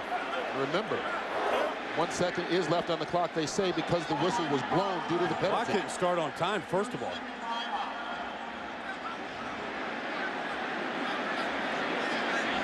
So the penalty would stop, but they didn't start the clock on time. Bears use a timeout right now. Watch this, Kirk. This play started with 9 seconds. And watch when the clock started. Take a look at the right bottom corner of the screen right here. That play is gone now. Aaron Brooks is well into his drop, at least 2 seconds into his drop before they started the clock. Are you suggesting it helps to be at home? It looks like it's a little home field, or somebody was a little sleepy from the night before. But I think the key is, once again, without that penalty, we're at halftime, because the clock would continue to run until it got to halftime. But because they got the penalty, they blew the whistle, stopped the clock with 1 second left, and now John Carney will come on to try to give the Saints the lead on a wild finish to the first half. This is a gift to the Saints here. I mean, they should not get a chance to kick this field goal right now. Well, this will be a 30-yard attempt. Carney's missed once from 38 yards and made one from 50.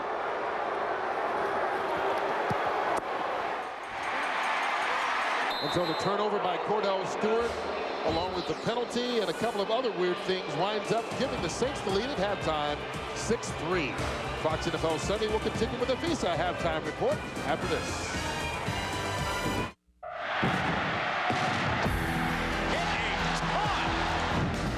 It's history in the making. Ramirez record night has the Cubs one win away from their first World Series in 58 years as they look to close out the Marlins. This thing is absolutely wild! And the rivalry just got nastier. The Red Sox face a must-win against the Yankees. Game 5 of the NLCS today, followed by Game 4 of the ALCS tonight on Fox. Fox 17 has your ticket to the hottest highlights and all the big scores. Tonight on the ticket, we'll go in the zone with Allegan High football player Dominic Fusco overcoming deafness to still get out there and play on the gridiron. And we'll go one-on-one with pro bull rider Wiley Peterson. We'll see you after the news. Catch the Fox 17 sports ticket tonight after the news on Fox 17. Big hits, big plays, big games. The first scores, the first highlights. Catch the Friday Football Blitz, Friday at 10:35 on Fox 17.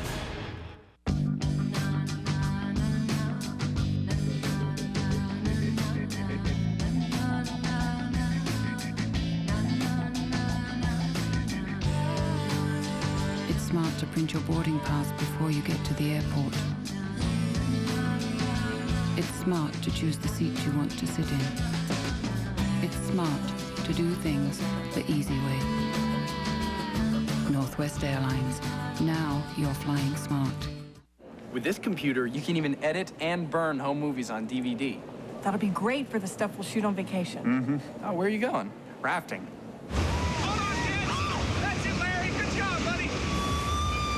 Keep going, sweetie. Where's Boo? Did I mention you can edit stuff out? That'd be good. Thousands of possibilities. Get yours. Best Buy.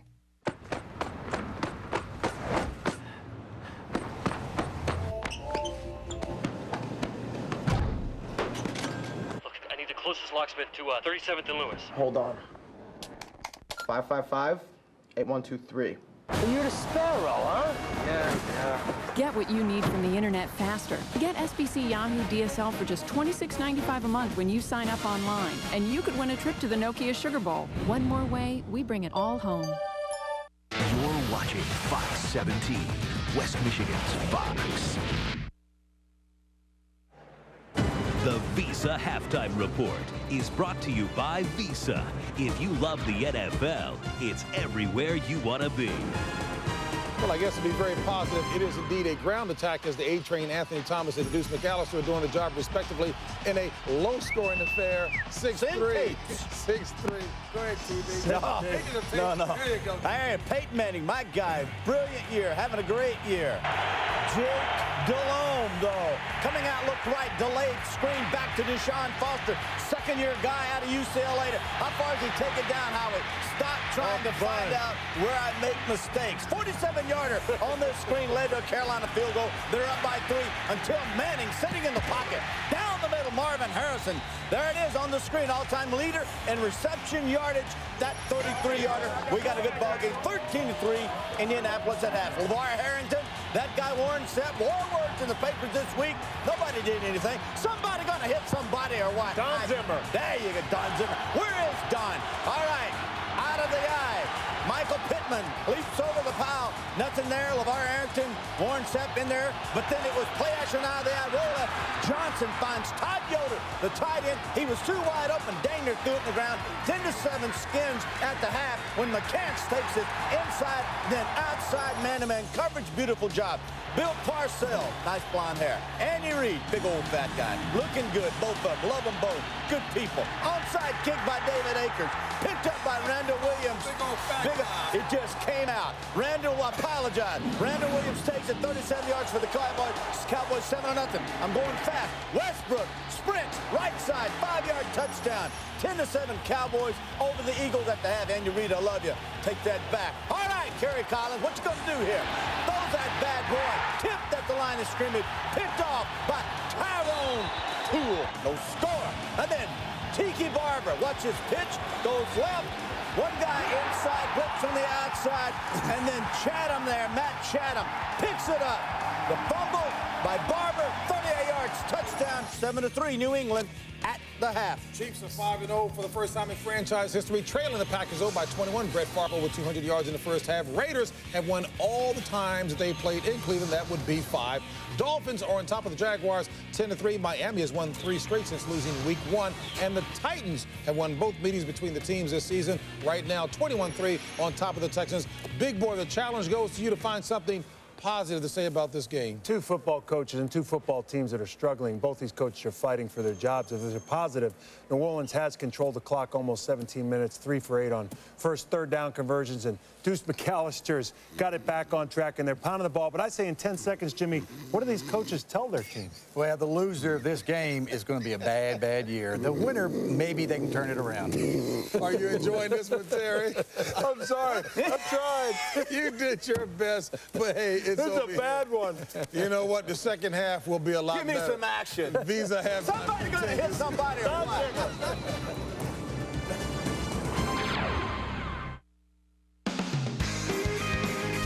Visa. If you love the NFL, it's everywhere you want to be. Monday, October 20th, Fox will introduce a real American cowboy to a group of European women. Oh, he's good looking. Convince them he's worth $80 million in oil.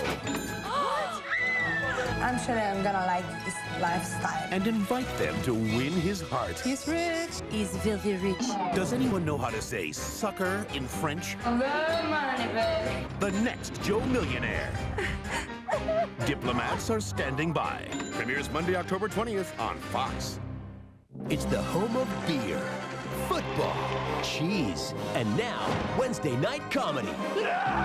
This fall, Wisconsin is where the laughs live. You're allergic to eggs. Hey, pretty lady.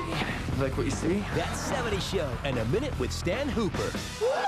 It's your head made out of cheese! Holy Lord. Wednesday nights, come for the laughs, stay for the cheese. Damn it, Hooper, you're shredding us like mozzarella! It all begins Wednesday, October 29th on Fox.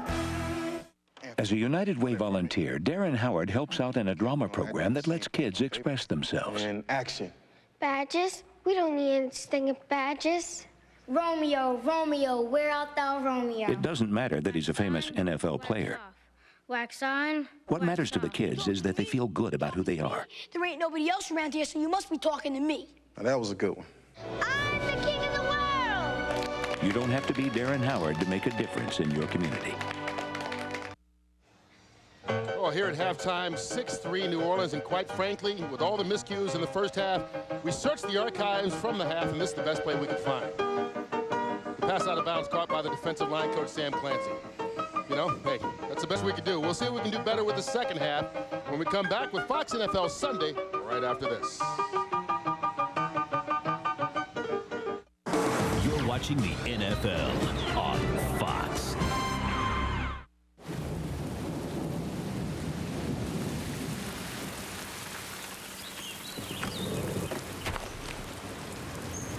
All clear, guys.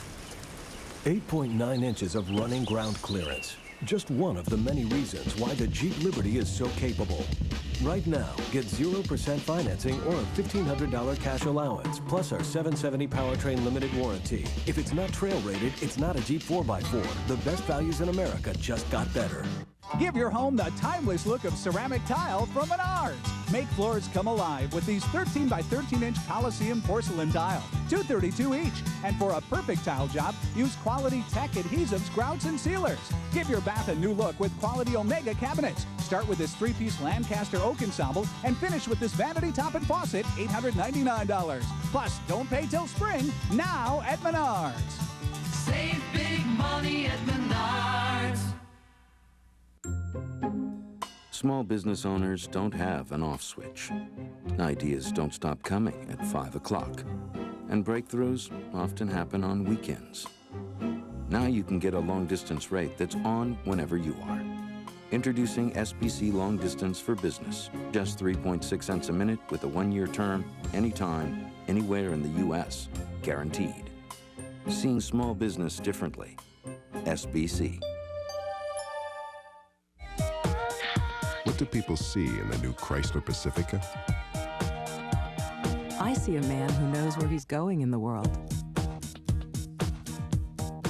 I see a woman who makes seats disappear. I see a vehicle that fits our lives. Introducing the Chrysler Pacifica, well beyond the SUV. Now very well qualified lessees can lease the innovative Chrysler Pacifica for just $329 a month. You're watching the NFL on Fox 17. I could play this game. 3rd and 15. Maddox looking downfield as well as looking real classy in that authentic heavyweight nylon mesh jersey. He spots Burrows, who makes an amazing fashion statement in a jersey that's rugged yet tasteful, tough yet trendy.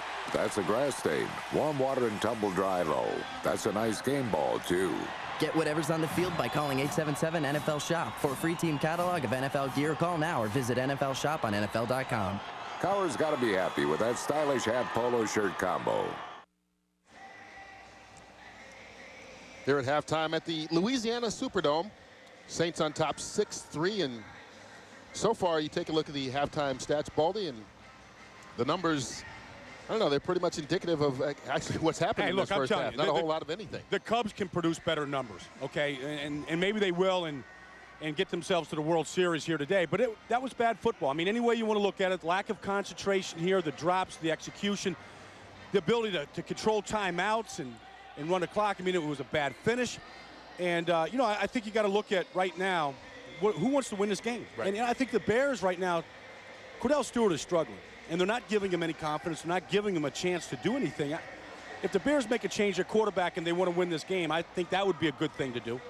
But right now, both these teams are sitting in limbo and looking at their seasons going right down the tubes in that first half the way they played. Well, the Saints come in at 1-4. The Bears come in at 1-3. And they look like two teams that have a combined 2-7 record the way they played throughout much of this first half. It started out with a missed field goal by John Carney from 38 yards away.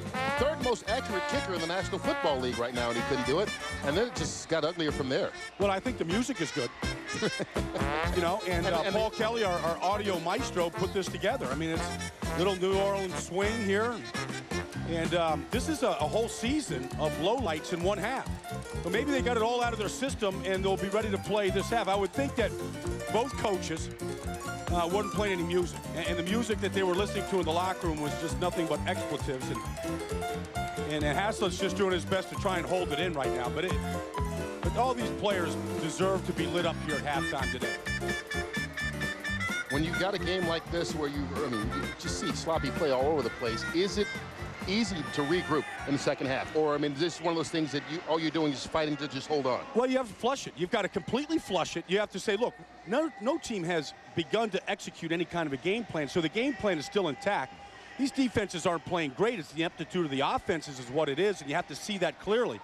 So I think it comes down to offensive execution. That means catching the ball and then, you know, not dropping it. And remember, it's still just a 6-3 ball game, so either team still has an opportunity. Both teams still have the opportunity to go ahead and win it. The Bears will receive first here to start the second half. Mitch Berger to kick it off. Jerry Azuma back to take the kick for the Chicago Bears. Last time the Bears touched the ball on offense at the end of the first half, Stewart had that fumble that led to the field goal that ended the second quarter. And there's Azuma from the 2-yard line. And Azuma returned about 22 yards out to the 24. Well, Baldy, you said maybe the Cubs could do better. There's no maybe in it.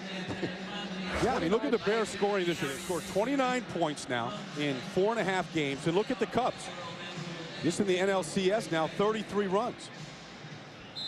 And they've only played 4. They haven't had that half yet. Yeah, Cordell Stewart said last week that he was booing his own performance and his own team in that first half. Well, no reason, he's given the Bears fans no reason to cheer as of yet. At least not with the performance he had in the first half. 3 of 5 for 54 yards. But he also had a snap go through his hands on a shotgun and fumbled on that last possession. Anthony Stewart will pick up 3 yards on the run. Willie Whitehead with the tackle. Well, you know, if you look at quarterback and you look at the position and all the things that they ask anybody to do in this league, the one thing that hurts a team more than any is the turnovers and not hanging on to the football and just the fundamentals of the game. And right now, if they could just not do that, they're going to be in a lot more games than they've been so far. Remember, the Bears are also playing without their star wide receiver, Marty Booker, who went out early in this game with an ankle injury. There's Thomas hit in the backfield. Fell forward, didn't get back to the line of scrimmage. Will lose about half a yard. Melvin Williams was the first guy to get there. They're trying to get to the outside here. Melvin Williams out here at end. He just missed, you know, the tight end Desmond Clark just missed him. I mean, the tight end's got the defensive end on that play to get to the edge, and he just came inside him. Just completely whiffed. Here on third down, this is a situation they would normally look for Marty Booker, but they did the x-rays. They were negative, but he will not play again today. Don't know how long he'll be out with that sprained ankle. Des White is taking his spot up at the top. Bears looking to convert their first third down of the day. Leading the 34. Stewart hit, lost the ball again. Saints recover, and that will be ruled a fumble. Melvin Williams got the recovery after the hit by Fred Thomas forced the fumble. Well, you know, last week was a bad homecoming week for the coaches in this league, Mariucci and Holmgren, and this is a bad homecoming for these Bears here. Cordell Stewart right now, Marty Booker. There's just a blitz. Freddie Thomas off the corner. Cordell, no awareness about where he's coming from, no feel for it, and he doesn't look at all comfortable in this offense, any aspect of it. He said they're making him run too much. He doesn't have a feel for the protections. And I think that Dick Duran right now, if he wants to try and win this game, may have to make a change to that position. Well, Chris Chandler, the 16-year veteran, is the backup for the Bears. Right now, it's Aaron Brooks and the Saints starting at the 12-yard line. Deuce McAllister picked up a yard on the run. Well, Rex Grossman, the #1 pick, and the future at that position. I was watching him warm up. I tell you, he's got a good arm. And, you know, he's the third quarterback, so you're not going to put him in. In fact, he doesn't have an earpiece there. He doesn't have an earpiece to hear what the plays are coming in. Which is unusual these days. Usually with the third guy usually at least is listening to the play every play, and then, you know, he charts it down. But he has a chart but no earpiece. Second down for the Saints. McAllister. Brian Urlacher with the stop after a pickup of about a yard. Urlacher might be one of the few guys out there that looks like he's having a good time. He's made a lot of stops today. He's got nothing but rookies and young players around him. And look, he's looking up at the board. We've given up 2 field goals. One of them was probably a lousy call. You know, we're trying to do our job on this end of the field. Well, the one thing the Bears defense has been able to do today and also last week after the first possession is hold the opponents to field goals no matter where they got the ball after a turnover. And this possession started at the 12-yard line. Right now it's a third down. They can get a first at the 2. As Brooks pulls it down. Towards the end zone, caught for the touchdown. Ernie Conwell, who struggled so much today, gets the first touchdown, but there's a penalty marker on the play.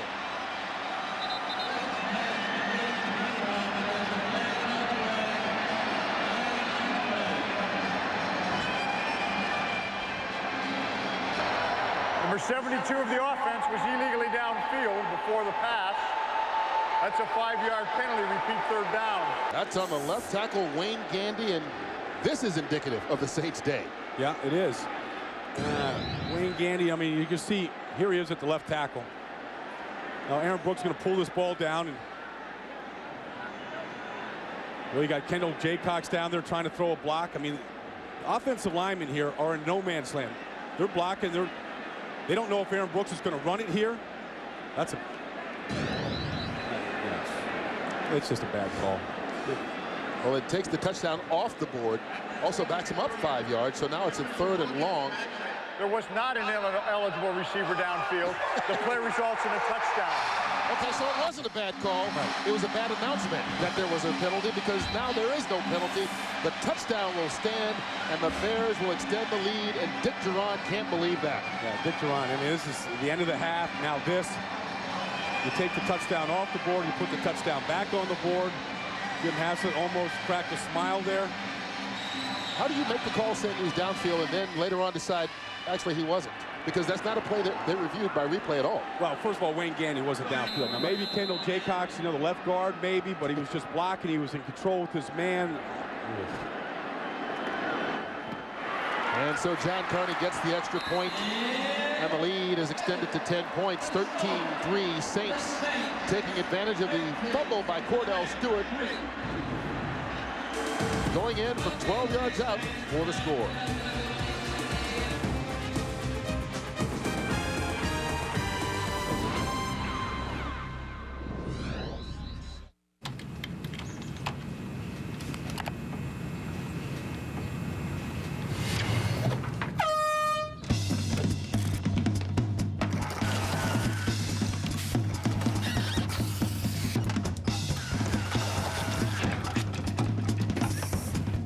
Tired of endless searches for low fares? Introducing Southwest Shortcut. Shows you exactly which days our lowest fares are available. Only at southwest.com. You are now free to move about the country. Leon, it's a big week. What can you tell us about your injury? Well, actually, my injury shouldn't be a factor. I didn't cut my face or chip my teeth, so my future broadcasting career is in absolutely no jeopardy.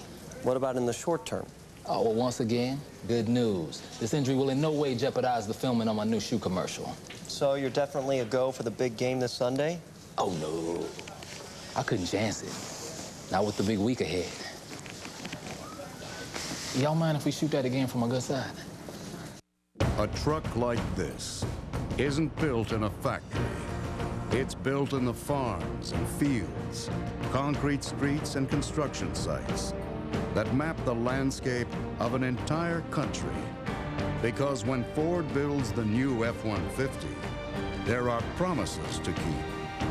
And only one truck earned the right to be the next F-150. If you haven't looked at Ford lately, look again. This telecast is copyrighted by the NFL for the private use of our audience. Any other use of this telecast or of any pictures, descriptions, or accounts of the game without the NFL's consent is prohibited. Fox NFL Sunday is brought to you by the next Ford F-150. Built Ford tough.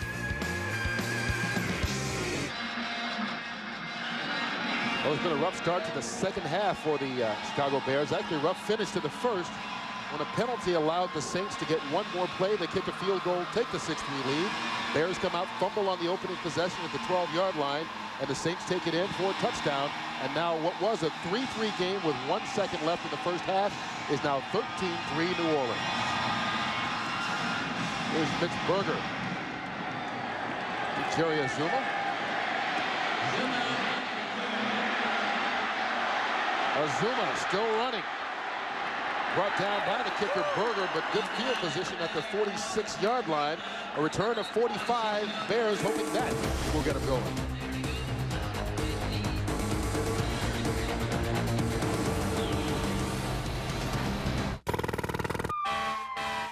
We We engineered a material behind the dash called quiet steel. Only the new Ford F-150 has it, which means it's the only truck to deliver this. The sound of quality. The sound of the quietest pickup, period. Only this truck earned the right to be the next F-150. If you haven't looked at Ford lately, look again. Philly cheesesteak pizza. No drooling this time. Guys like Philly cheesesteak. Guys like Domino's Pizza. That's why Domino's created the new Philly cheesesteak pizza. Get a medium for only $9.99 and any second medium for just $5 more. Get the door. It's Domino's new Philly cheesesteak pizza. It's not just the advanced technology or the world's best blades. It's the way it's all put together. No razor shaves better than Mach 3 Turbo. It's the world's best shave. We guarantee it or your money back. Mach 3 Turbo from Gillette.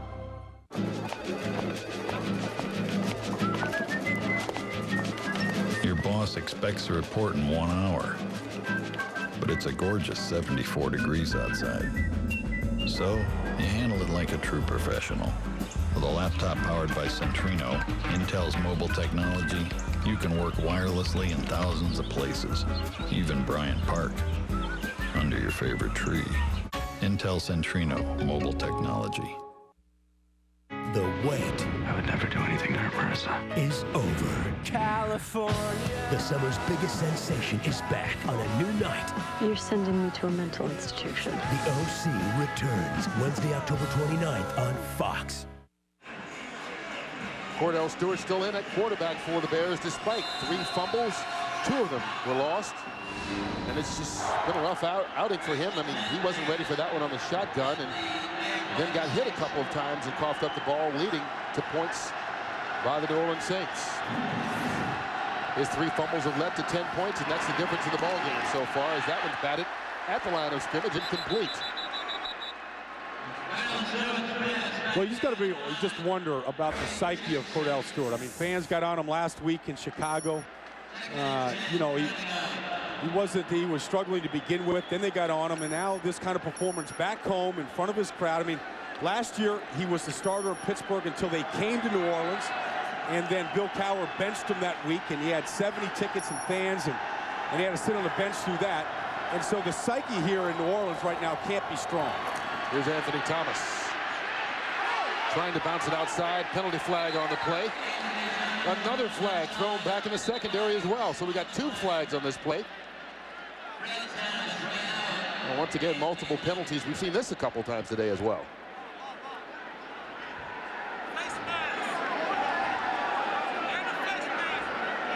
Ed Hockley has been busy.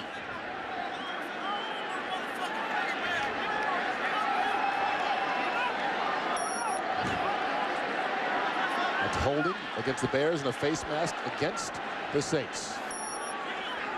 These 2 should offset. There were fouls by both teams on the play, holding offense number 80. There was also a face mask by the defense. The penalty's offset. We'll replay 2nd down. It's an old-fashioned do-over. Let's go out to Los Angeles and check in with JB for game. Hey, Kurt and Brian.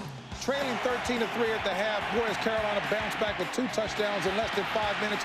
Here's the second one. Jake Delhomme to Steve Smith, 52 yards to pay dirt. It is now 17-13. Carolina on top. Back to Kurt and Brian. JB, keep those highlights coming. It's good to see a long completion like that. And a score and no flags. I'm a believer in Carolina, boy, I tell you. I thought they'd make the playoffs this year, and they're off to a great start. Here's Cordell Stewart handing it off to Anthony Thomas. Thomas with a nice run. Gets into Saint territory. Finally brought down at the 39-yard line by Fred Thomas for a pickup of 15. Well, we said at the very beginning of the game that the A-Train was running well, and he's run well today. They get away from him a little bit too much, but right behind Steve Edwards here and Gandy, you see a nice job of mashing some guys right there at the point. Anthony Thomas, good job protecting that ball in traffic, got 2 hands on it. Sitting on the couch Friday night watching that comeback from his alma mater, the University of Michigan, 31 points in the 4th quarter to beat the Golden Gophers. On 1st down, there's Thomas, his 15th carry of the game. falls forward for about 3 yards. So right now, Anthony Thomas, 15 carries, 80 yards on the ground. You know, last year these two teams played each other, and the Bears jumped out to a 20-0 lead. And then they lost the lead, and the Saints came back, and, you know, they beat them. They scored 28 points in the second half. But the A-Train had his best game of the year last year against the Saints defense. And they had over 100 yards, only time of a year ago. And that's what he did last year, 27 carries for 111. And, you know, he's kind of on pace right now. That he's that type of guy that you keep feeding him, he's going to get better and better. They fake the pitch to him. Stewart underneath. Ahmad Merritt can't catch it, incomplete. And once again, he was getting pressured by Fred Thomas.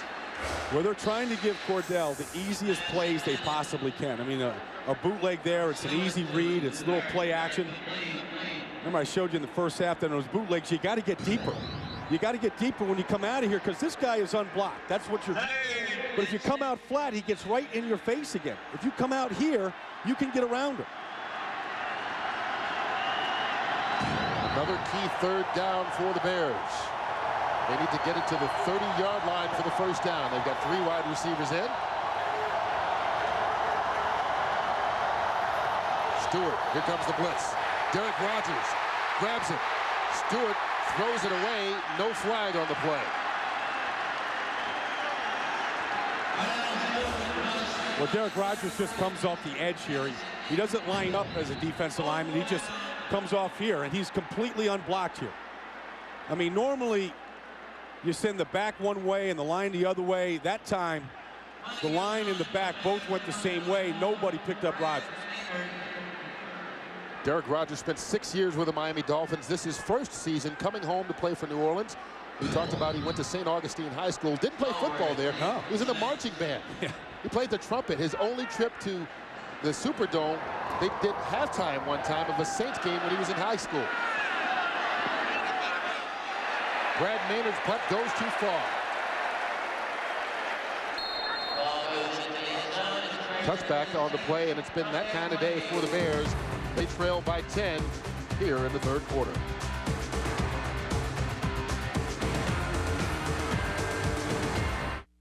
Let's face it, there are a lot of bad drivers out there. You can't change their driving, but you can learn to avoid them. That's why at Liberty Mutual, we teach something called decision driving and offer the latest auto safety advice to keep the road safer and keep premiums down. Liberty Mutual. It's more than insurance. It's insurance in action. Looks like we've got some work to do.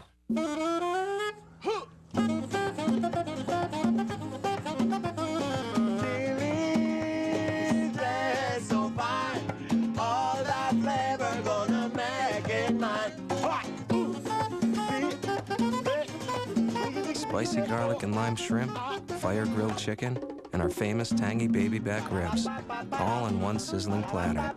Chili's Fajita Trio. Want more flavor? Only one truck has crossbars that are welded through the side rails. That truck is the new Ford F-150.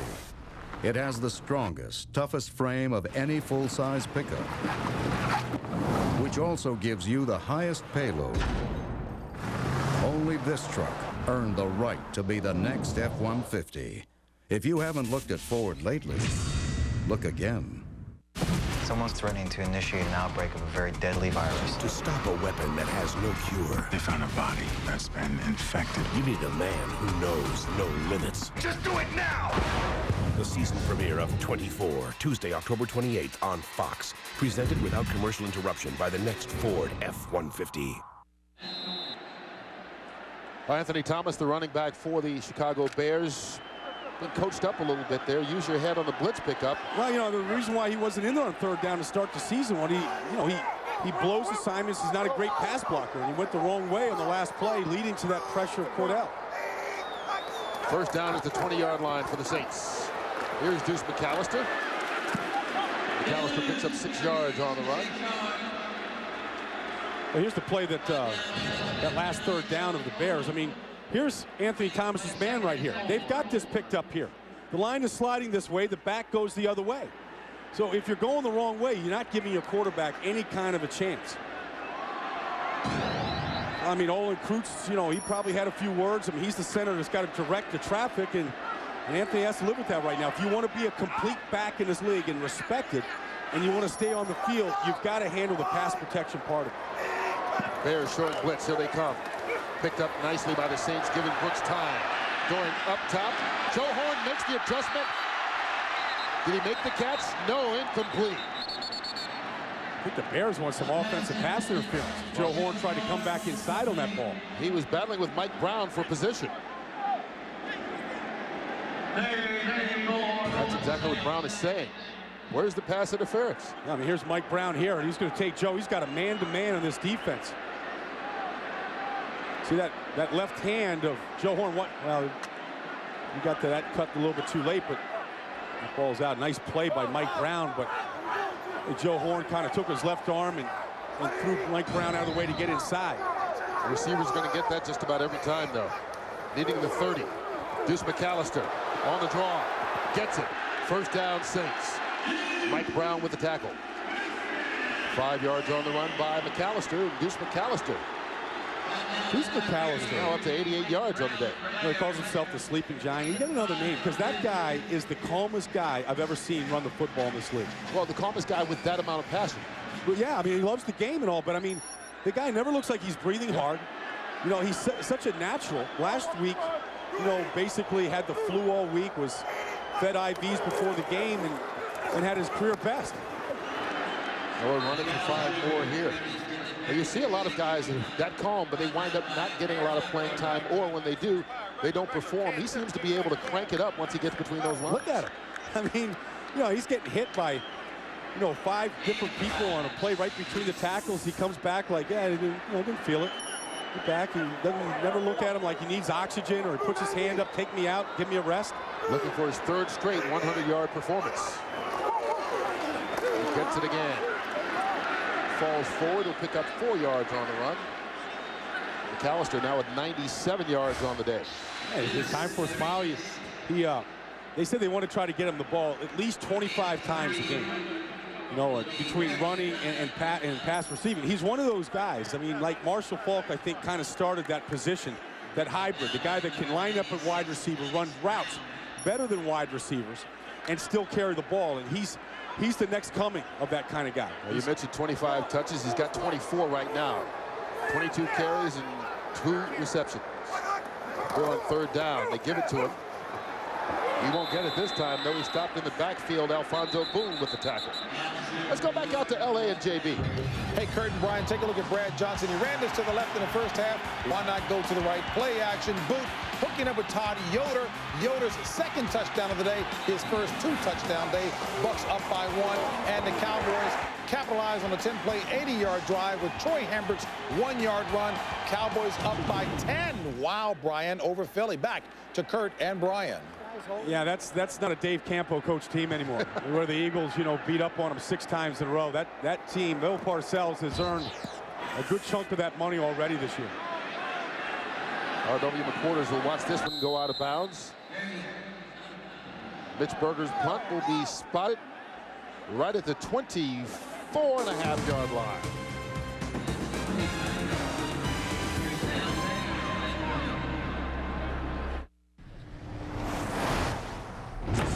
We didn't just give the new Ford F-150 more horsepower. We gave it the most low-end torque. Why did we push farther than anyone else?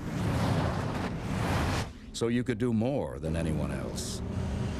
Only this truck earned the right to be the next F-150. If you haven't looked at Ford lately, look again.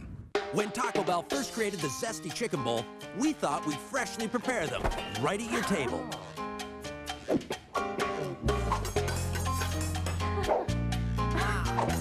We still freshly prepare them, just not at your table. The Zesty Chicken Bowl. Tender slices of grilled all-white meat chicken, seasoned rice, 3 cheeses, crisp lettuce, and fiesta salsa. Made right when you order it, so it tastes even better. For fresh-made taste, think outside the bun.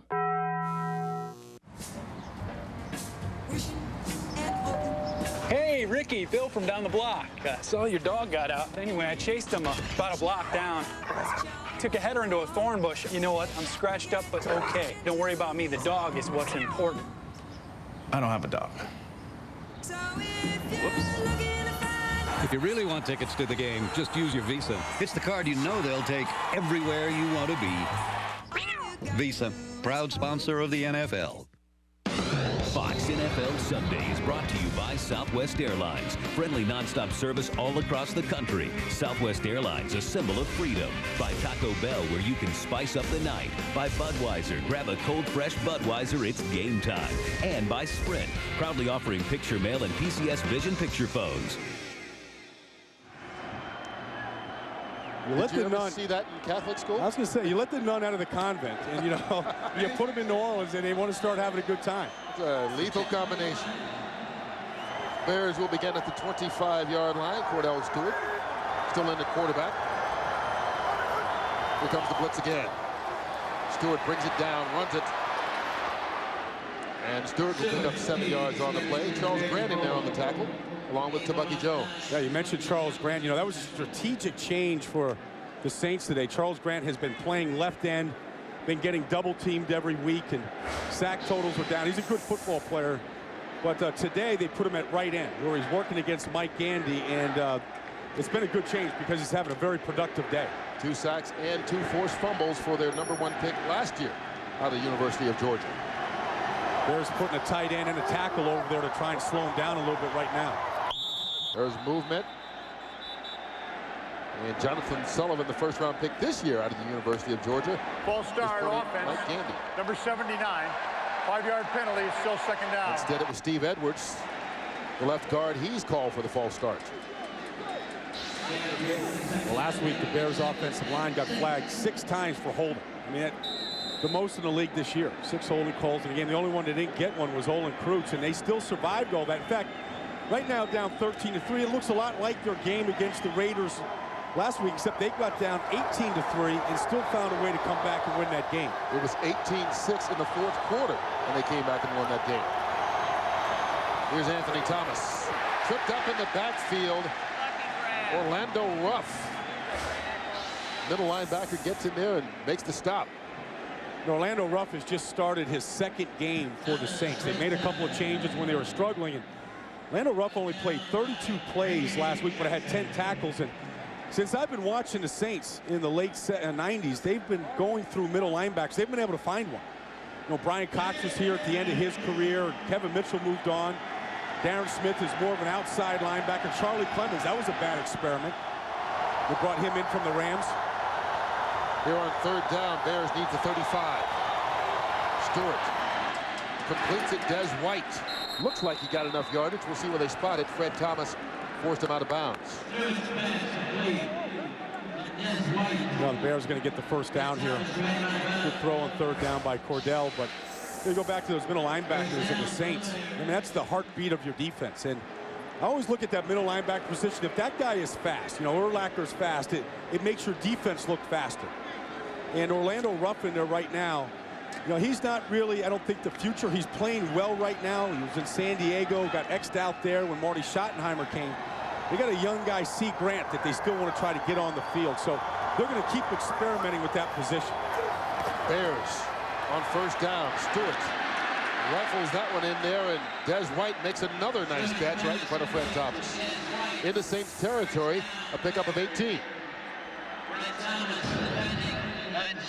There's Orlando Ruff as he comes on the blitz, and that time Stanley Pritchett does a great job of picking it up, allowing Stewart to work on Des White, going on just a little inside curl, well covered, and better throw and catch. This is the best looking drive the Bears have put together today. Ball at the 46 of New Orleans. Anthony Thomas dancing. And Thomas will pick up 6 yards on the run.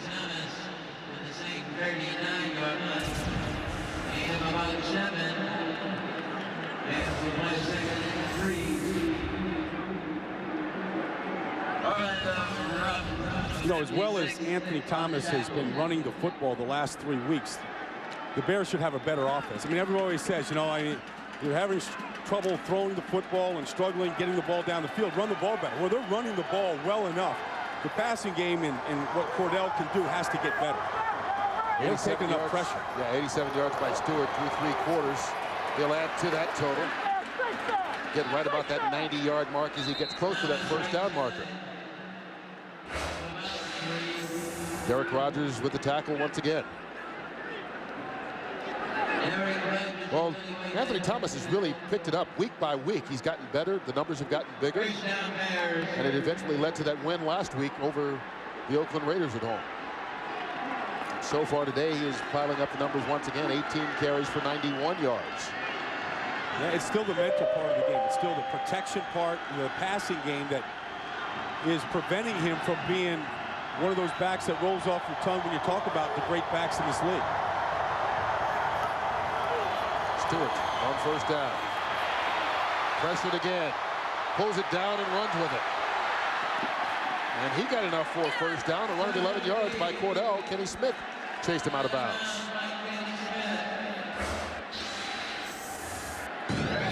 Said at the beginning that Charles Grant here moving over to right end. That time puts the pressure again on Cordell. This time he feels the pressure.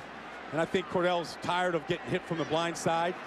And I said at the beginning of the show today that Anthony Thomas and the A-Train has been running, but Cordell can complement that running game. And I think you're going to see Cordell here when he does drop back to pass. If it's not there on the first read, second read, 1, 2, 3, he's going to take the ball down and run. He's got 33 yards rushing, does Stewart. We said they won it 40-60. Fullback draw. Stanley Pritchett. Pritchett will run for about 7 yards on the play. Now, he scored that winning touchdown last week. To tie the score up at 21-21 and his first touchdown of the season, and it was a surprise call. It was a tackle trap, and it was an 8-yard run, ran right behind Aaron Gibson, and they call Gibson the Eclipse because he just kind of blots people out. He ran right behind him that time. You don't see a lot around him, do you? No, he covers up 2 people.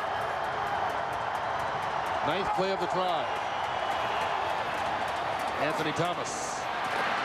Thomas will get down to the 15-yard line. Orlando Ruff with the stop.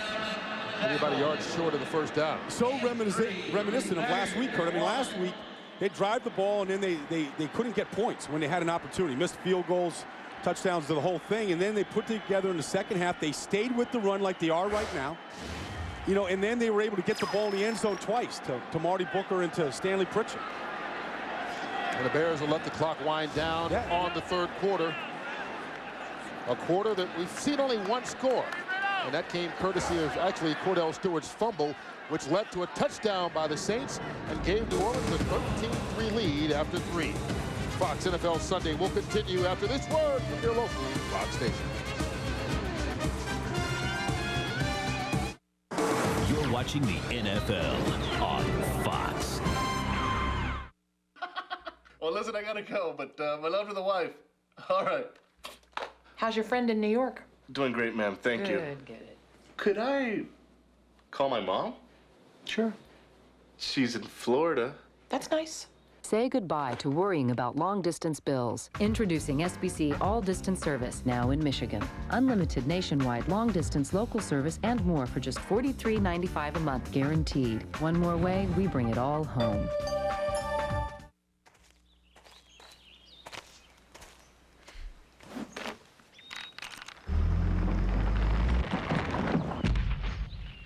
A 6,500-pound towing capacity.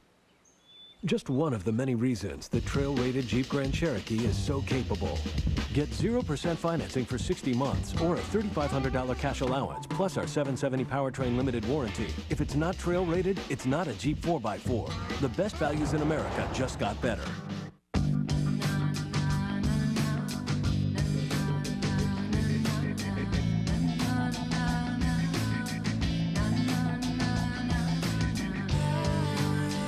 Smart to print your boarding pass before you get to the airport. It's smart to choose the seat you want to sit in. It's smart to do things the easy way. Northwest Airlines. Now you're flying smart. Catch the Friday Football Blitz, Friday at 10:35 on Fox 17. Well, the Saints trying to hold on to a 10-point lead. Bears have it 3rd and 1 here as we start the 4th quarter in New Orleans. Kurt Menefee along with Brian Baldinger, and the Saints defense has been stellar, allowing only 1 touchdown in the last 7 quarters. And of course, that's right after they gave up the 6 TD passes by Peyton Manning in that 55-point blowout they suffered at the hands of the Colts. But since then, they've been real good. Right now, trying to keep that number intact and stretch it to 1 more quarter. But the Bears have the ball, 3rd and 1 at the 15-yard line.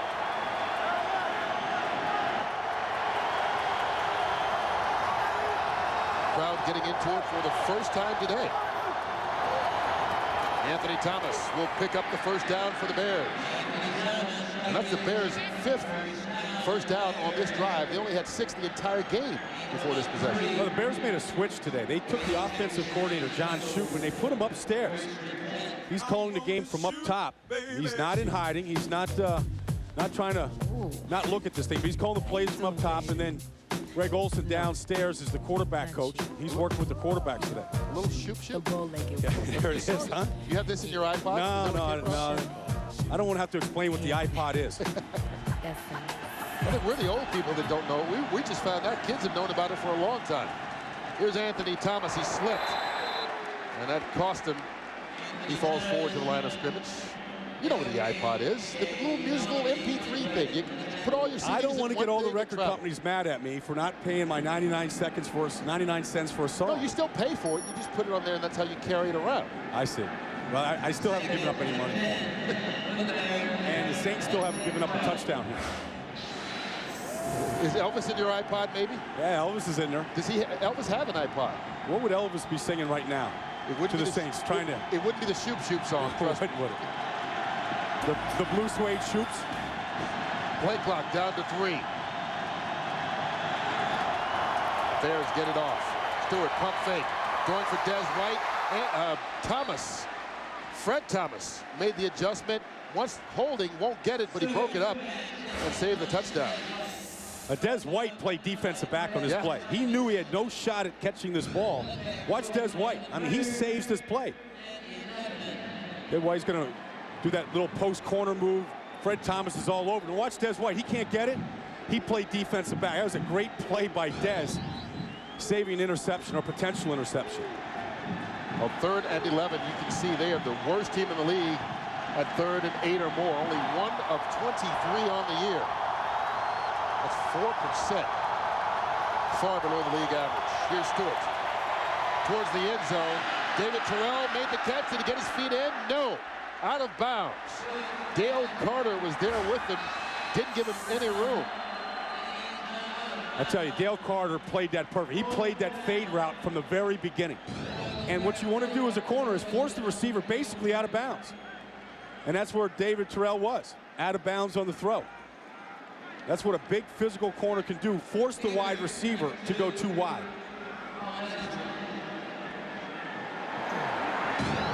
Four-time Pro Bowler Dale Carter now in his 11th year. There's Paul Ettinger. Weird stance and all, and he gets it through. So the Saints defense still has given up just 1 touchdown in the last 7+ quarters, but a field goal allows the Bears to pull it to within a touchdown.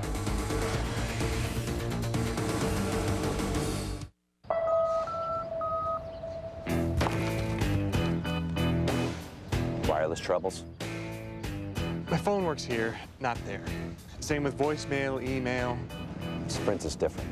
All your services work the same wherever you go, on the most complete, all-digital, advanced wireless network in the nation. And all the calls are clear. So everything works. And this will never happen again. PCS from Sprint. Try the nation's most complete wireless network. Say aloha to a great new taste from Papa John's. Introducing 2 new pizzas with a zesty barbecue taste. Papa John's new barbecue chicken and bacon pizza. And our new Hawaiian barbecue chicken pizza with the added taste of juicy pineapple. Try Papa John's new barbecue chicken and bacon pizza or Hawaiian barbecue chicken pizza. Your choice, just $10.99. Call us now or order online at papajohns.com. Better ingredients, better pizza. Papa John's. I want to thank you guys for coming out. Oh, Jamie, why don't you tell us what's new in IT? Try to keep it short. Oh, well, we just implemented DFS and a new SAN. And also, we enabled shadow copy for shared folders on our file servers. It enables users to get back lost documents on their own without calling IT. And it'll save us hundreds of thousands of dollars, which... It'll do what? With new Windows Server 2003, you can do more with less. Automated system recovery.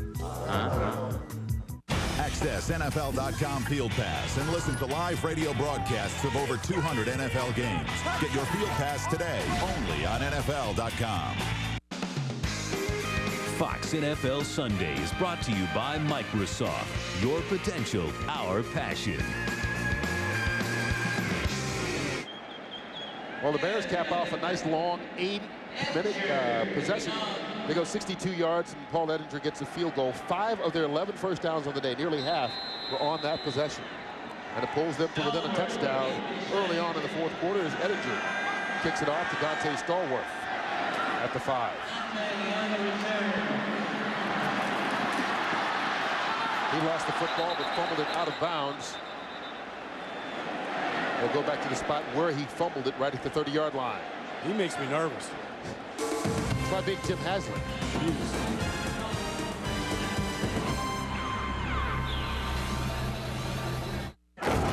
We do things as a team. It's the difference between 6 yards and 6 points. For a coach who lives to win, Full speed! sometimes you've got to break the rules. The young man over there goes by radio. He's going to be helping us out for a while.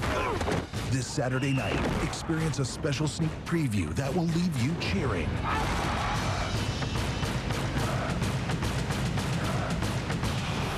Radio, rated PG. Special sneak preview this Saturday. Opens everywhere October 24th.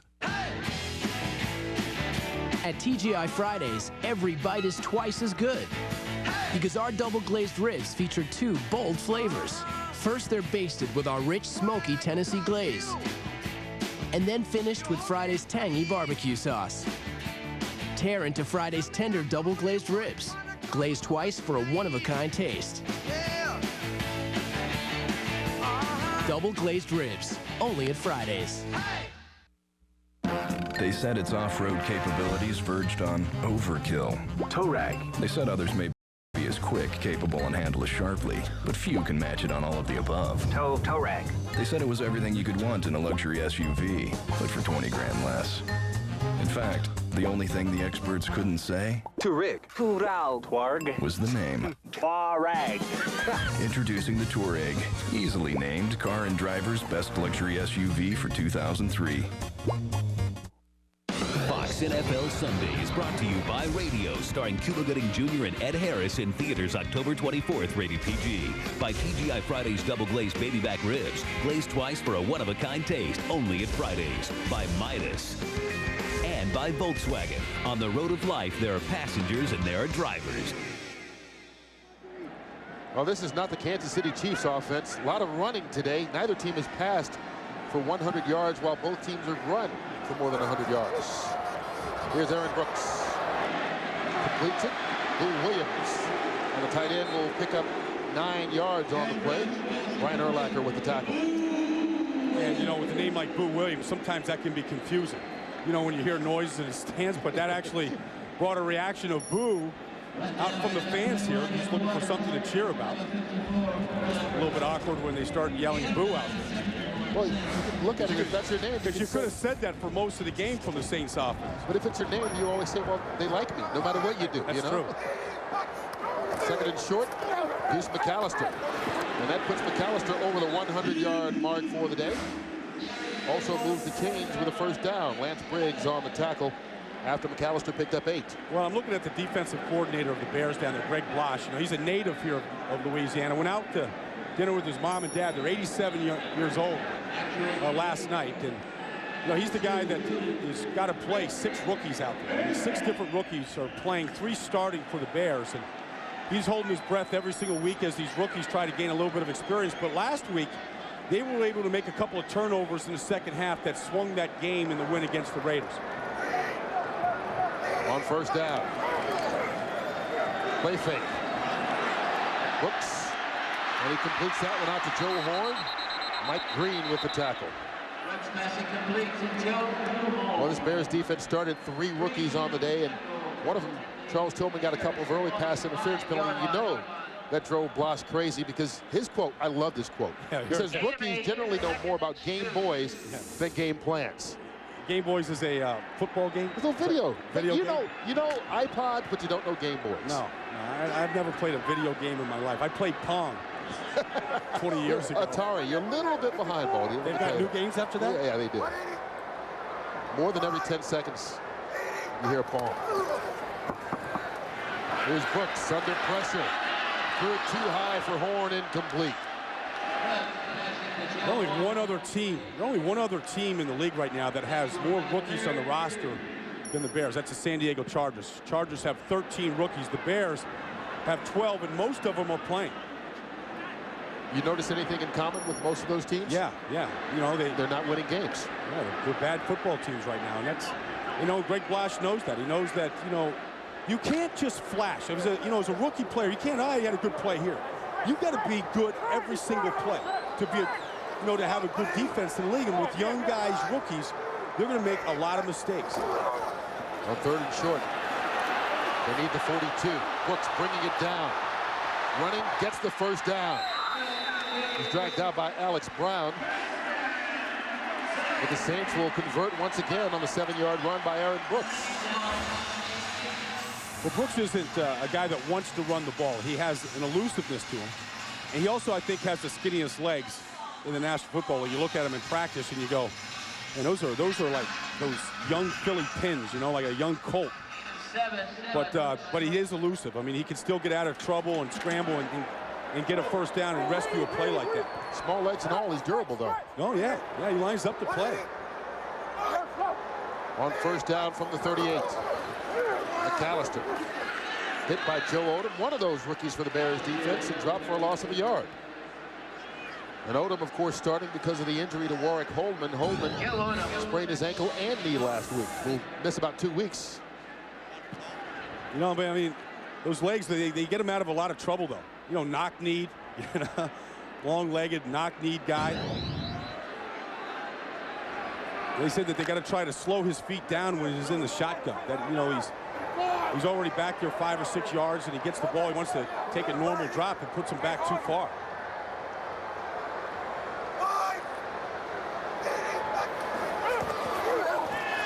Brooks completes that one out to Jerome Pathon, and Pathon will pick up another Saints first down. That's his 3rd catch of the day, this time for 15 yards. Well, they're working again on the rookie Charles Tillman over there, but you can't give a defensive back that kind of time to defend. Rookie or not? No, I mean, he's looking up with the screen. See that? He's seeing the screen. He's watching the play and seeing how long he had to cover Jerome Pathon for. Watch him. He's looking at the backfield. He goes, okay, I'm in good shape. Gosh, he's taking a long time to throw that ball, Those 4 seconds can seem like 4 days back there. First down at the 25. Here's the blitz. Picked up and batted. Ball falls down incomplete. You're asking about batted passes to John Shoup yesterday, why that happens. And he said a couple things. He said, one, sometimes the defensive linemen, they get tired and they don't rush the passer. So the only thing they do is put their hands up and try to bat the ball down. John Shoup up here. And then he said the other thing was that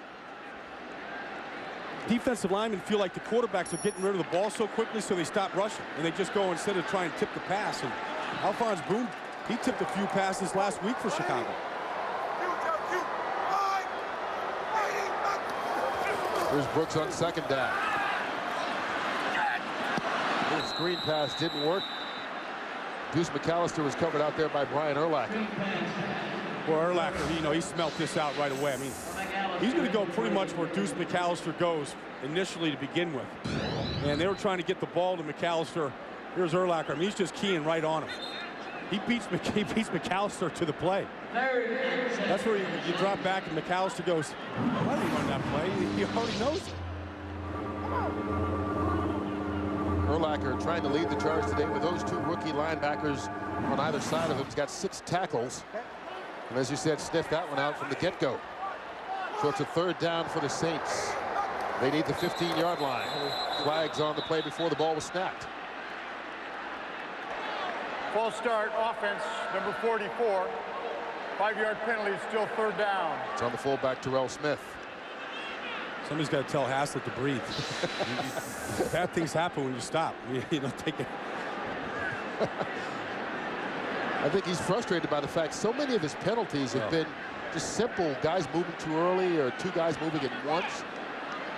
But not because they're trying to make a play, they're just mental errors.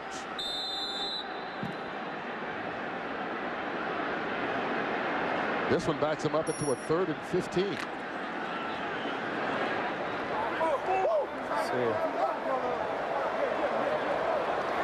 Brooks will work from the shotgun.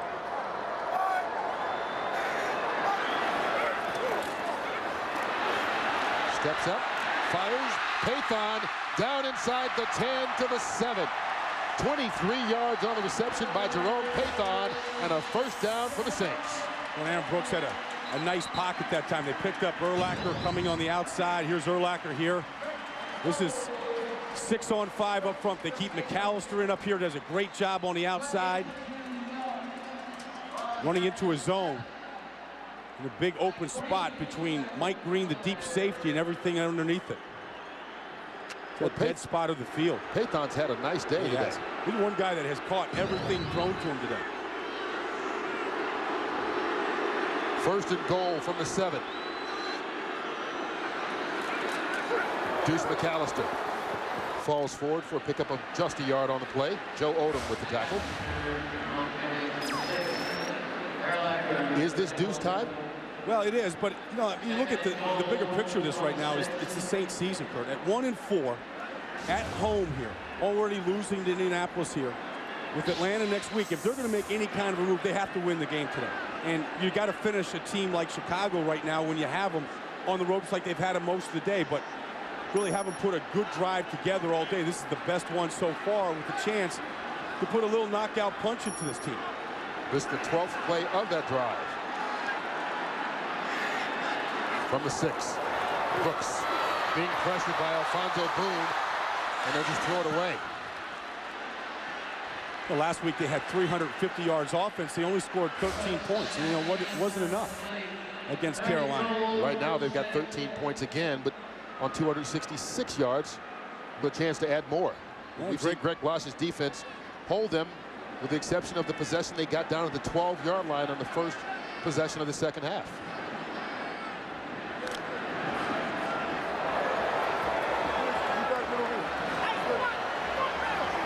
Saints going to line up with this bunch formation. 3 receivers right over here. I'll be on this side of you. Brooks. Joe Horn, touchdown New Orleans Saints.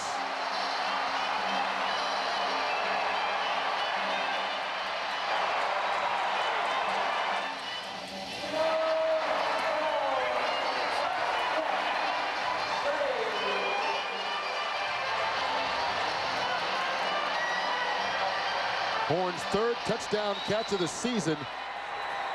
And this one puts the Saints back up, pending the extra point, by 2 full touchdowns. Here's John Kearney. And with 7:17 left to play in the Superdome, the Saints have the lead 20-6 over Chicago. And that was their best drive of the day. 13 plays, 70 yards, and 6 minutes off the clock.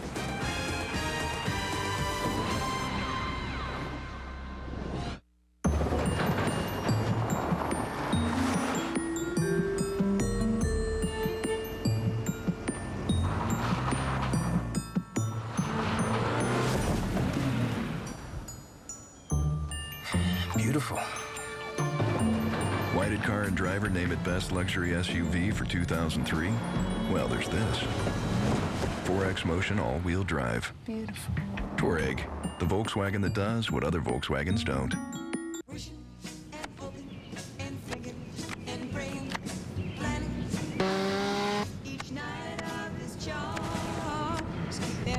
Hey, Donovan! Surprise! It's not my yard. Oops. If you really want tickets to the game, just use your Visa. It's the card you know they'll take everywhere you want to be. Visa. Hey, you! Proud sponsor of the NFL. John Lynch and his mom brought Chuck Flynn new Campbell's Chunky Grilled Chicken and Sausage Gumbo. It filled him up right. Tell me what else? What else should he be doing? Sure beats another frozen dinner. Chuck ate heartily. Later, his buddies ate their hearts out. This October, Fox is telling these European women that this $11,000 a year cowboy is worth $80 million. We lied. Again.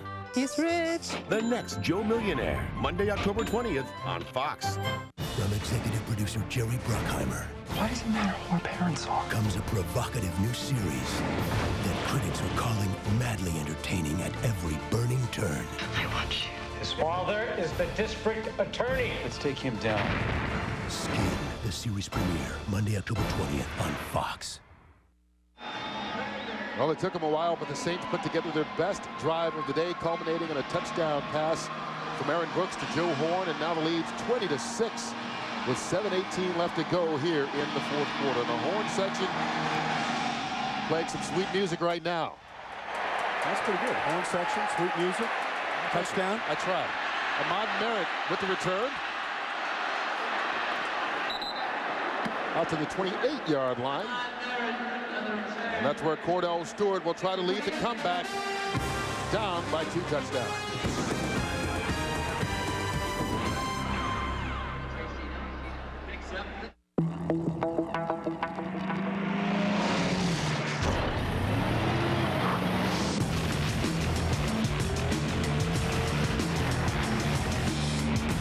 The GMC Sierra Extended Cab with more standard V8 horsepower than the new Ford F-150. Try as they might, they still can't catch us. Professional grade engineering. It's not more than you need, just more than you're used to.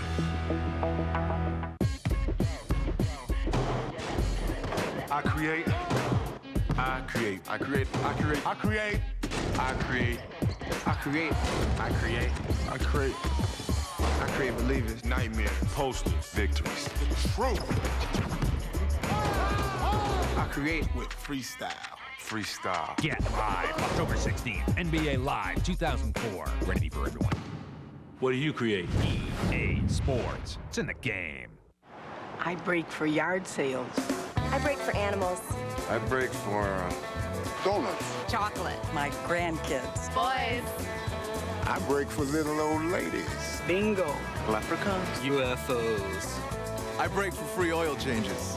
Visit your local Midas mechanic now and get a free oil change with any Midas brake job, including installation of our lifetime guaranteed brake pads or shoes. That's free oil and filter with any new brakes. I break for no apparent reason. The business of beauty just took a very ugly turn. Does this look like sailing to you? Heroin's worth $250,000. Nip Tuck, all new next week, only on FX. Fox NFL Sunday is brought to you by GMC. We are professional grade. Well, Saints fans finally have reason to party. Not that they need it, but their team's up 20-6 right now. Bears take over at the 28-yard line. Cordell Stewart. That ball was tipped at the line of scrimmage. It drops incomplete. Take a look at the touchdown here from Joe Horn. Watch the move that he puts on Mike Green. Joe Horn's on the outside of that bunch formation. You take it inside and watch him do a little spin right there on him. That's what got him freed and uncovered here. Little like, whoop. A little what? Little whoop. I can't get that high note. It's not working right now. That wasn't even an effort, was it? Well, I tried. Tried, just didn't come out. Jeez. Gotta warm up your vocal cords before you do it. Look at this, yards per play. They're doing much better when they run it on the ground, but down by 2 scores right now. They need to pass the ball. That one complete to David Terrell, but it'll only pick up 6 yards. Darren Smith with the tackle. Well, regardless of who's that quarterback, because it didn't make a difference when it was Jim Miller. I mean, one thing that you have to do in this league is you got to throw the ball down the field. They've done it to Joe Horn today. They've taken their chances. It wasn't great percentages. They got a defensive pass interference penalty, though. They stretched the defense a little bit. Cordell only 6 of 14 passing so far. Bears only 2 of 9 converting third downs. Right now they need to get it to the 38 for the first. Saints showing the blitz. They don't come. Stewart completes it out to Des White. And White made a nice catch right in front of Ashley Ambrose. Gets it into New Orleans territory, down to the 41-yard line, a pickup of 26. Well, Des White's the feature receiver now with Marty Booker out. Now, he did this last week when Marty Booker got hurt.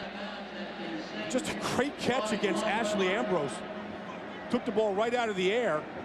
And that's what you got to do. I mean, that's what Cordell has to do. Even if the players are well covered like that, you've got to throw it and let the receiver go make a great play. It happens every Sunday in this league, but you got to give him a chance to go get the ball.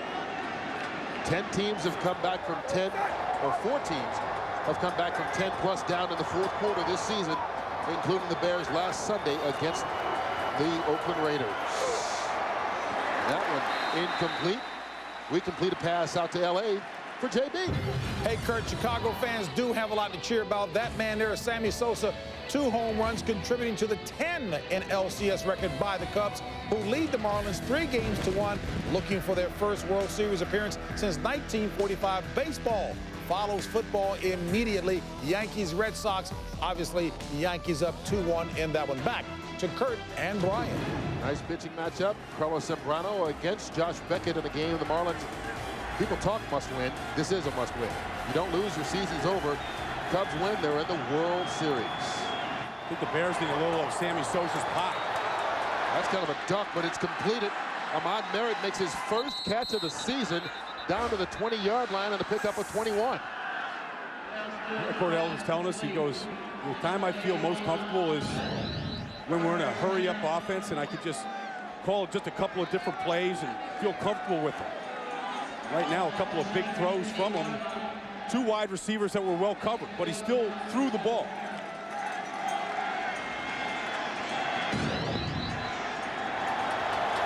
MVP of the Steelers just 2 years ago, taking them to the AFC Championship game. First down at the 20. Pump fake. Stewart rolling. Penalty marker down. Stewart throws it out of bounds. See what the flag is. Everybody's okay over there. I'll be holding against the Bears. Well, right now the Saints are not going to allow what happened to the Raiders last week. Watch Fred Thomas up at the top. He doesn't even come close to biting on this route. Number 35, 10-yard penalty, repeat first down. They are not going to jump these routes and go try to play hero. They're going to sit on them. Sandwiching David Terrell there, going to the post. They all watched the tapes last week of how the Bears came back and beat the Raiders, and believe me, that's been stuck in their minds all week. Well, the Bears obviously needing a touchdown. They need it quickly. Less than 5 minutes to go, down by 2 scores. First and 20 at the 30. Heck, the Colts were down 3 touchdowns with this time last Monday night. Here's Stewart up to David Terrell, out of bounds, incomplete. But you see where David Terrell just caught that ball way up. I mean, high. I mean, he's got height, he's got reach, and he's aggressive with the ball in the air, and that's what you have to do to a guy like that. Throw it up there and let him go get it. Even though it was out of bounds, that's where that ball has to go to him. Well, partially because they have to throw the ball, but for whatever reason, Cordell seems to be in a better rhythm. I know that was out of bounds, but with his wide receivers trusting him and spreading it around. We've seen White, we've seen Merritt, we've seen David Terrell, everyone making catches.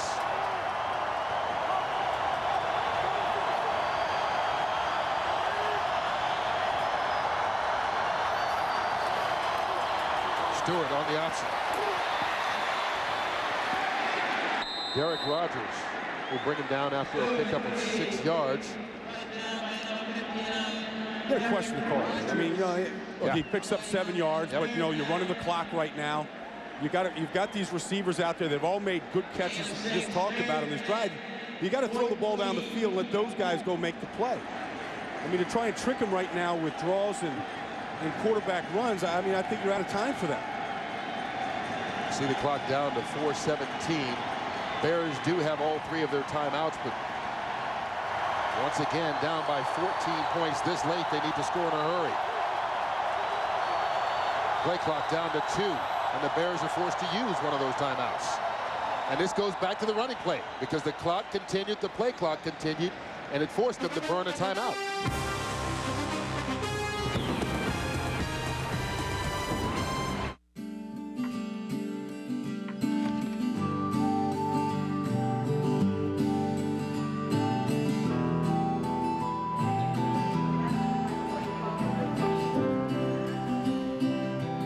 Hi, Daddy. Hey, sweetheart. I miss you. Miss you too. What did you do today? I played soccer. For your most important calls, reach out on the wireless service America trusts. AT&T Wireless. Got some big NFL appetites heading your way? Looks like you need the NFL deal from Pizza Hut and Pepsi. Order any large specialty pizza at regular price and you get a medium 1-topping pizza and a 2-liter of Pepsi for just $1.99 more. A Pizza Hut pizza and a Pepsi. Gather around the good stuff. As a United Way volunteer, Darren Howard helps out in a drama program that lets kids express themselves. And action. Badges? We don't need any stinging badges. Romeo, Romeo, where art thou, Romeo? It doesn't matter that he's a famous NFL player. Wax on. What matters to the kids is that they feel good about who they are. There ain't nobody else around here, so you must be talking to me. Now, that was a good one.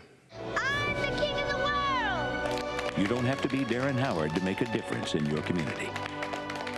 These are just some of the good things America's critics are saying about Arrested Development. It's the fall's best new sitcom, hilarious, the smartest and sharpest comedy of this or last season, the funniest new comedy on the fall schedule. The question is not so much will it make you laugh, as how long will it make you laugh. Now, in an effort to give everyone equal voice, these are some of the bad things people are saying. Exactly. Don't miss what everyone is calling the best new comedy of the year, Arrested Development. Premieres Sunday, November 2nd on Fox. Well, this is not a situation the Bears are comfortable in as John Shoup upstairs calling the plays down here on a 3rd and long. They need to get it all the way down to the 10-yard line, and you can see they have struggled all season long. Only 1 of 24 in this situation. Right now, they need 14 yards for the first here. There's Greg Olson, the quarterback's coach. He receives the plays in from John Shoup and then relays them to the quarterback, Cordell Stewart.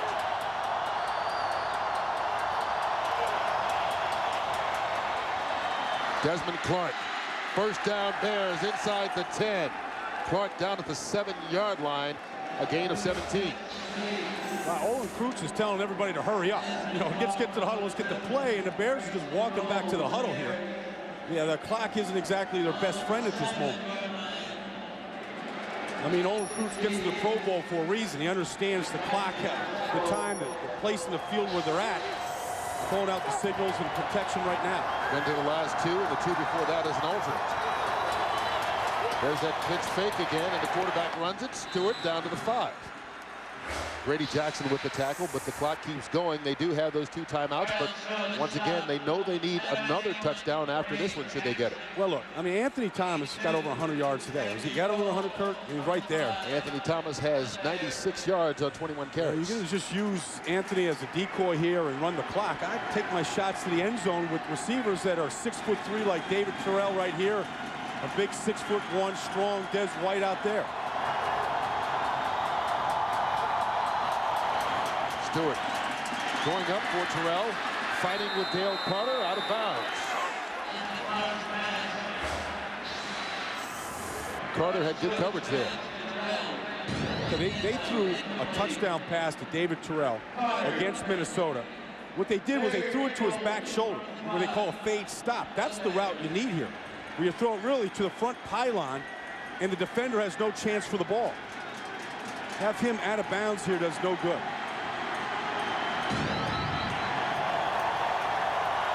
They use a lot of time between plays needing 2 scores, don't they? They test your patience.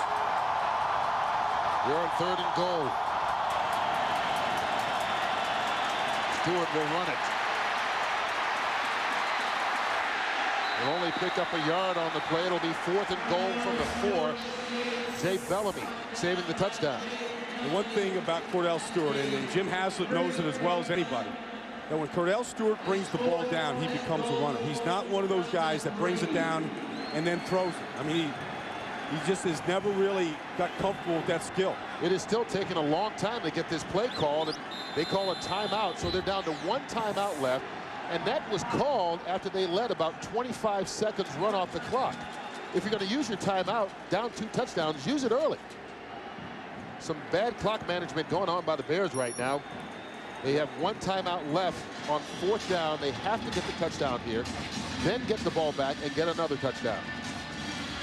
It's obvious that having John Shoup upstairs today, calling the plays down to Greg Olsen, out to the quarterback, has been a problem. Marty Booker there in the middle trying to, injured Marty Booker, street clothes, trying to get everybody pumped up.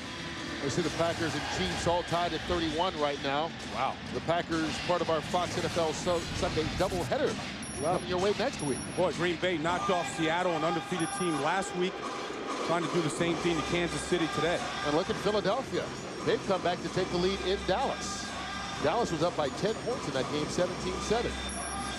The Eagles have beaten Dallas 6 times in a row.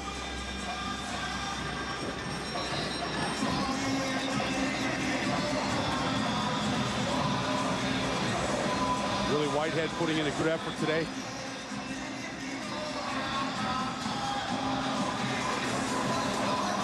Bears will go forward on 4th down.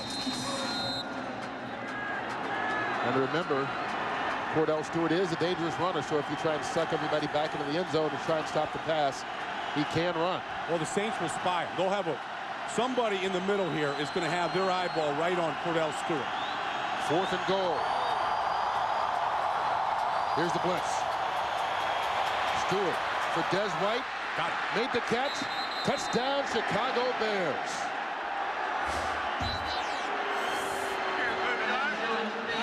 Right in front of Fred Thomas. White is a little bit slow, but the Bears get the score they need.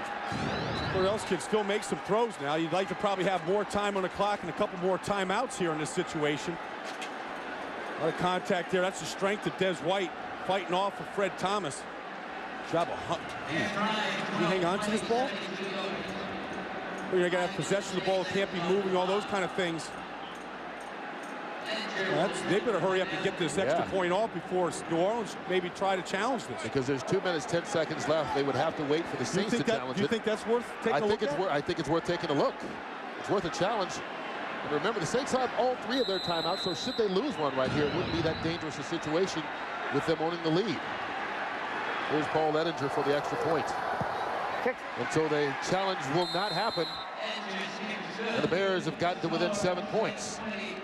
12-play drive, 72 yards. It took 5 minutes, 8 seconds. Probably longer than they wanted, but they got the result they needed. And that ball's got to be, when that ball hits the ground, it can't be moving.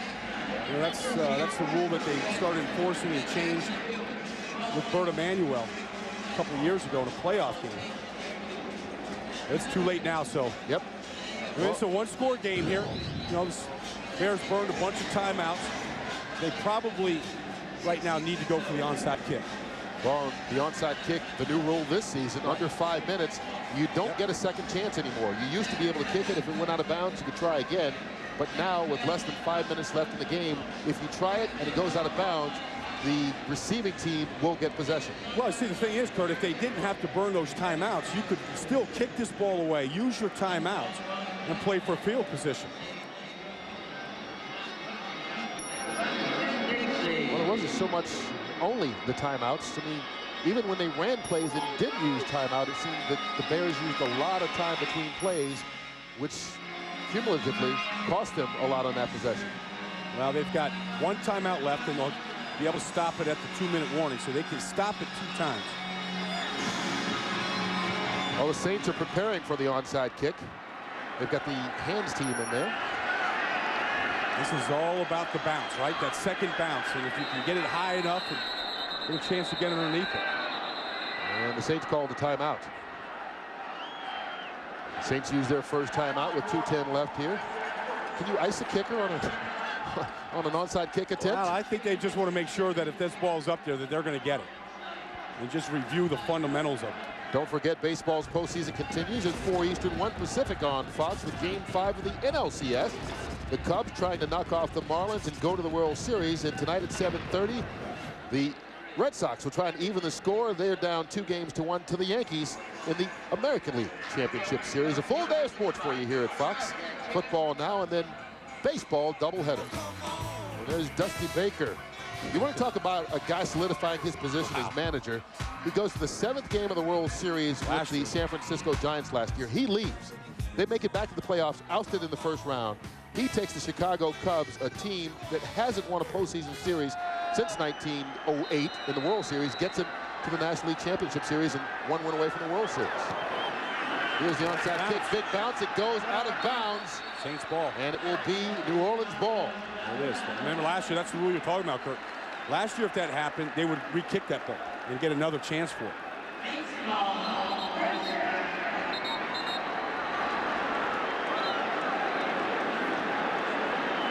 Well, like you said, you know, with the timeout and the 2-minute warning, Chicago can effectively stop it twice.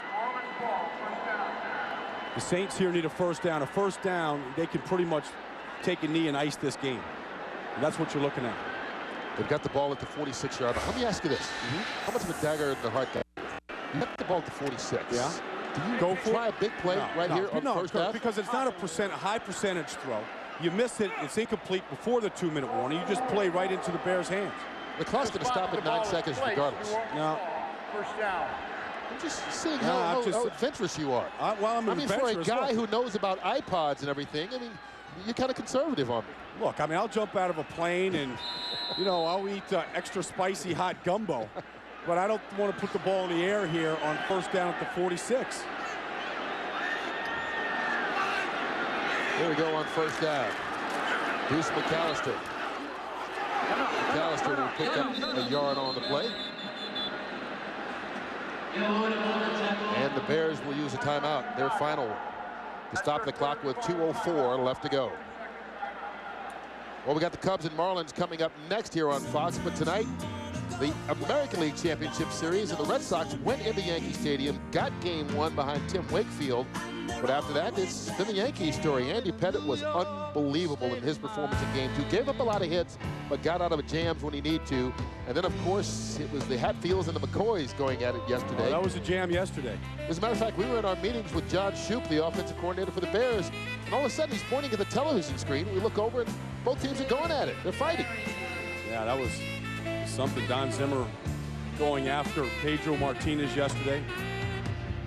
You can bet that David Wells will be ready to fire him today. David Wells against John Burkett in that game. Bears now out of timeouts. The clock will stop once more after this Deuce McAllister run. And McAllister will pick up 4 more yards. He's now got 109 yards rushing. His 3rd straight 100-yard rushing performance. 2-minute warning. Saints up by 7. Fox NFL Sunday is brought to you by SBC. Ordinary people, extraordinary jobs.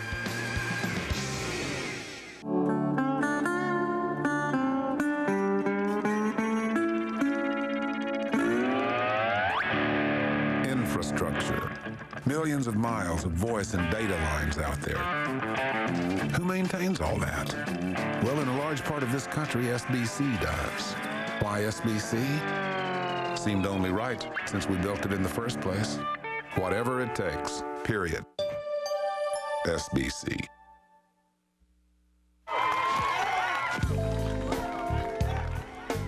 Thanks for letting me bring Fifi. Oh, anything for you, baby. I'd give you the moon, the stars, and the ultimate love potion. Ice cold Bud Light. For the great taste that won't fill you up and never let you down, make it a Bud Light. Don't worry, I got him. Ooh.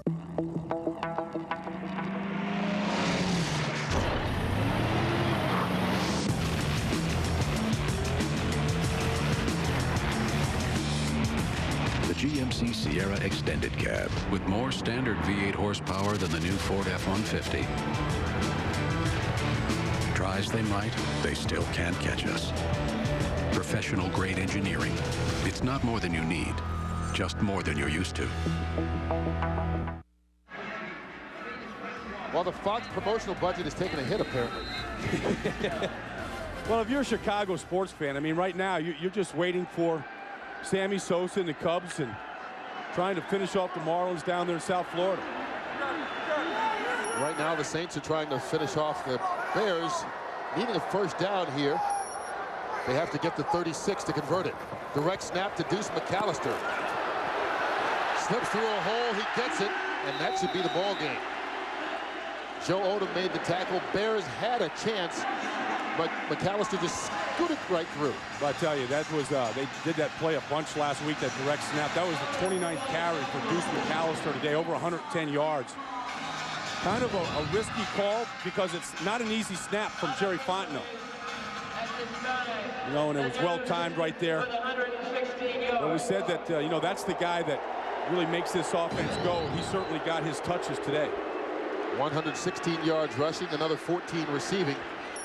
So a 130-yard day from McAllister, and this will be a victory for the New Orleans Saints. The Saints get their second win of the year, barring a Joe Pisarcik moment here. Well, for those of you in Chicago, the Chicago Cubs will be coming up next with a chance to clinch the National League Championship and a trip to the World Series. The last time they won the World Series, 1908, and I think a lot has happened in the world since then. Model T was introduced, $825. The first Mother's Day was observed.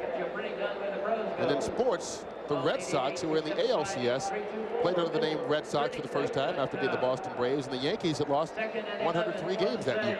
Model T cost $825. It's a little bit more than that. I wonder what a good lease on that goes for. And so the Saints will get their second victory of the season. They improved to 2-4. Dick Duran and the Bears will drop to 1-4 with the loss. 20-13. New Orleans is the final. A big day for Deuce McAllister. 29 carries, 116 yards, as he is the hero in Jim Haslett's second victory of the season. Back to wrap things up from the Superdome right after this.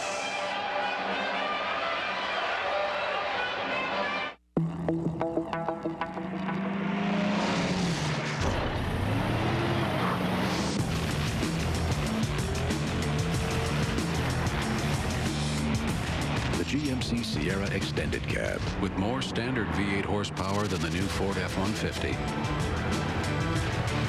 Try as they might, they still can't catch us. Professional grade engineering. It's not more than you need, just more than you're used to. Recently, Castrol Syntec was tested against every leading brand of conventional 5W30 motor oil. It was a punishing comparison, under extreme heat and stress, beyond anything a car would ever face. Bob, what are the readings on the other car? In the end, under these grueling conditions, Castrol Syntec simply performed better. Castrol Syntec. Everything else is just motor oil. Eliza Dushku will find her true calling. Thursday, October 30th on Fox. Well, a frustrating day for Dick Duran and the Bears. They go down to the Saints 20-13 the final. UPS delivers her chance to win a big screen TV to watch the big game. Just log on to foxsports.com. UPS, what could was the guy. 116 yards. Des White coming in relief of the injured Marty Booker had 5 catches for 91 yards, but it wasn't enough. And now Wachovia presents today's Uncommon Perspective. This Uncommon Perspective brought to you by Wachovia. Together we can achieve uncommon results, and the sideline people getting involved in it. A sensation with a pass caught by Sam Clancy. Excitement for everybody. This is Kurt Menefee for Brian Baldinger saying so long from New Orleans. The final score once again, Saints 20-13 over the Bears. Coming up next, JB, Terry, Howie, and Jimmy will wrap up today's early games on the SBC Game Break Show. Welcome to the SBC Game Break, brought to you by SBC. All right, Kurt, thank you so very much. It has been a nip-and-tuck battle in the game that we're taking you to between Philadelphia and Dallas. Right now, Dallas is back on top, 23-21, thanks to a 28-yard field goal by Billy Cundiff. We will take you to join the announcers for that contest. Sam Rosen and Bill Moss will only be able to keep you there until about a quarter after. Let's join Sam and Bill now. Takes it outside. Cuts back inside, and a good return by James. Still going up near midfield. We welcome those of you who were watching the Chicago Bears and New Orleans Saints, the Saints' second win of the season, as they beat the Bears 20-13. Sam Rosen and Bill Moss here in Dallas, and the Eagles just returning this kickoff are down to the Dallas Cowboys 22-20. Look at the extra effort by Thrash. Busting that up the sideline, has them out to the 48-yard line. And with David Akers on deck as the field goal kicker, he could actually make it from that spot right there in this stadium with no wind. He was kicking them for over 60 yards in pregame warmups. No timeouts for the Eagles. 1:02 remaining. McNabb being rushed, throws it away. What was that? That was a big blitz from outside by Dexter Coakley. McNabb has not had a good game. Now, he was telling us that he's had problems holding the football with the bad thumb. Coakley came, but I don't think there was anybody there, and he just threw that thing down into the ground. 11 for 25, 126 yards, 1 touchdown. That's David Akers warming up.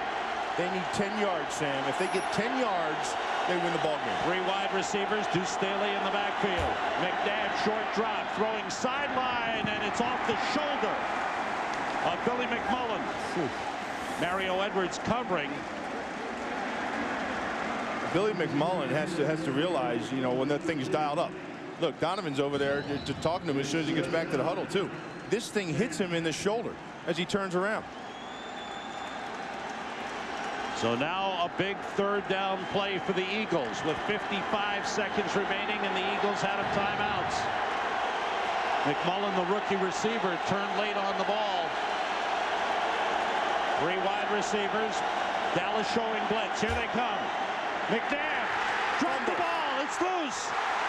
And Cowboys have it.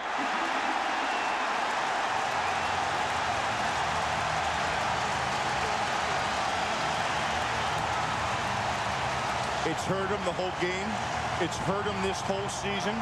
Coakley came inside. Williams came inside on the blitz. They came right up the gut. And until Philadelphia, and in particular Donovan McNabb, can beat the blitz, teams are going to come after him and come after him and come after him. And here they come, right here. Right up the middle. Deuce Staley let 2 guys run right by him. 3rd sack of the game by the Cowboys. What a huge defensive play. And this game will end in just seconds. The fumble, the recovery, and the Dallas Cowboys will be 4-1 for the first time since 1995. And that year, what did they do that year, Billy? How about them Cowboys? They won the Super Bowl. Yes, they did, Sam. 4 wins in a row for Bill Parcells and the Eagles and the Cowboys as they beat the Eagles, their toughest test thus far.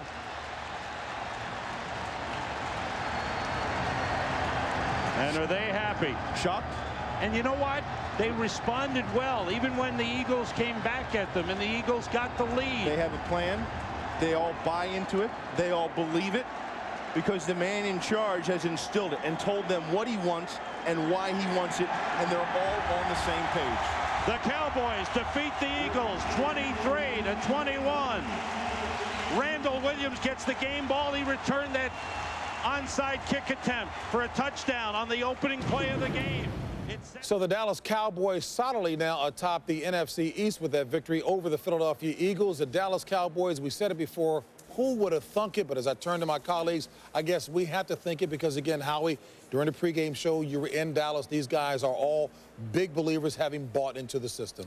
Well, they're extremely well coached. They take advantage of every situation. The opening kickoff was a prime example. That's something that Philadelphia did 3 years ago.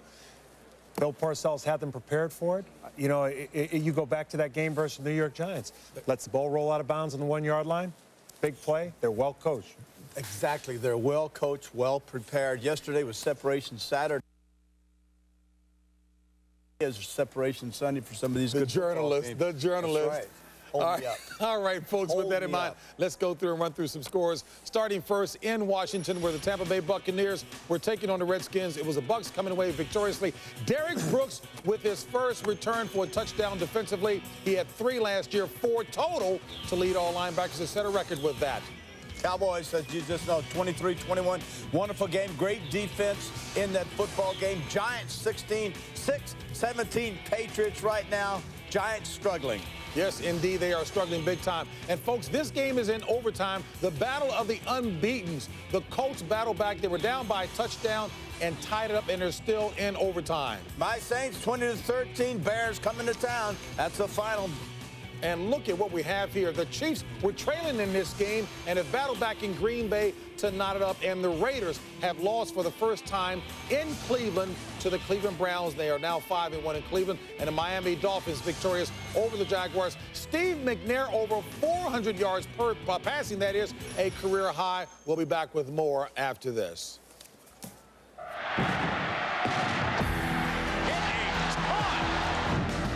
It's history in the making.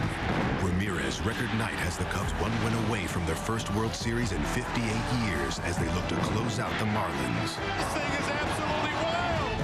And the rivalry just got nastier. The Red Sox face a must-win against the Yankees. Game 5 of the NLCS next, followed by Game 4 of the ALCS tonight on Fox. Welcome to the SBC Game Break, brought to you by SBC.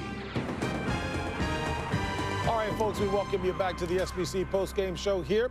Terry Bradshaw, Howie Long, yours truly, James Brown. Let's get you caught up on the scores. Tampa Bay and Washington. It was Tampa Bay victorious comfortably over the Washington Redskins. The Redskins looked pretty impressive early on, but Tampa Bay's defense awfully strong. Again, Derek Brooks helping significantly there. Go ahead, TB. And Brad Johnson with 4 touchdown passes coming off that loss Monday night to the Colts. So the Tampa Bay's back, looking good. All right, that they are. All right, folks, other scores you want to bring you up to date on Philadelphia and Dallas. Philadelphia and Dallas, again, we'll get to that one in just a second. But Tampa Bay and Washington, again, we talked about Tampa Bay trying to come back from that spanking 21 points they gave up in the 4th. Well, the turning point to me in that game is Simeon Rice's first sack.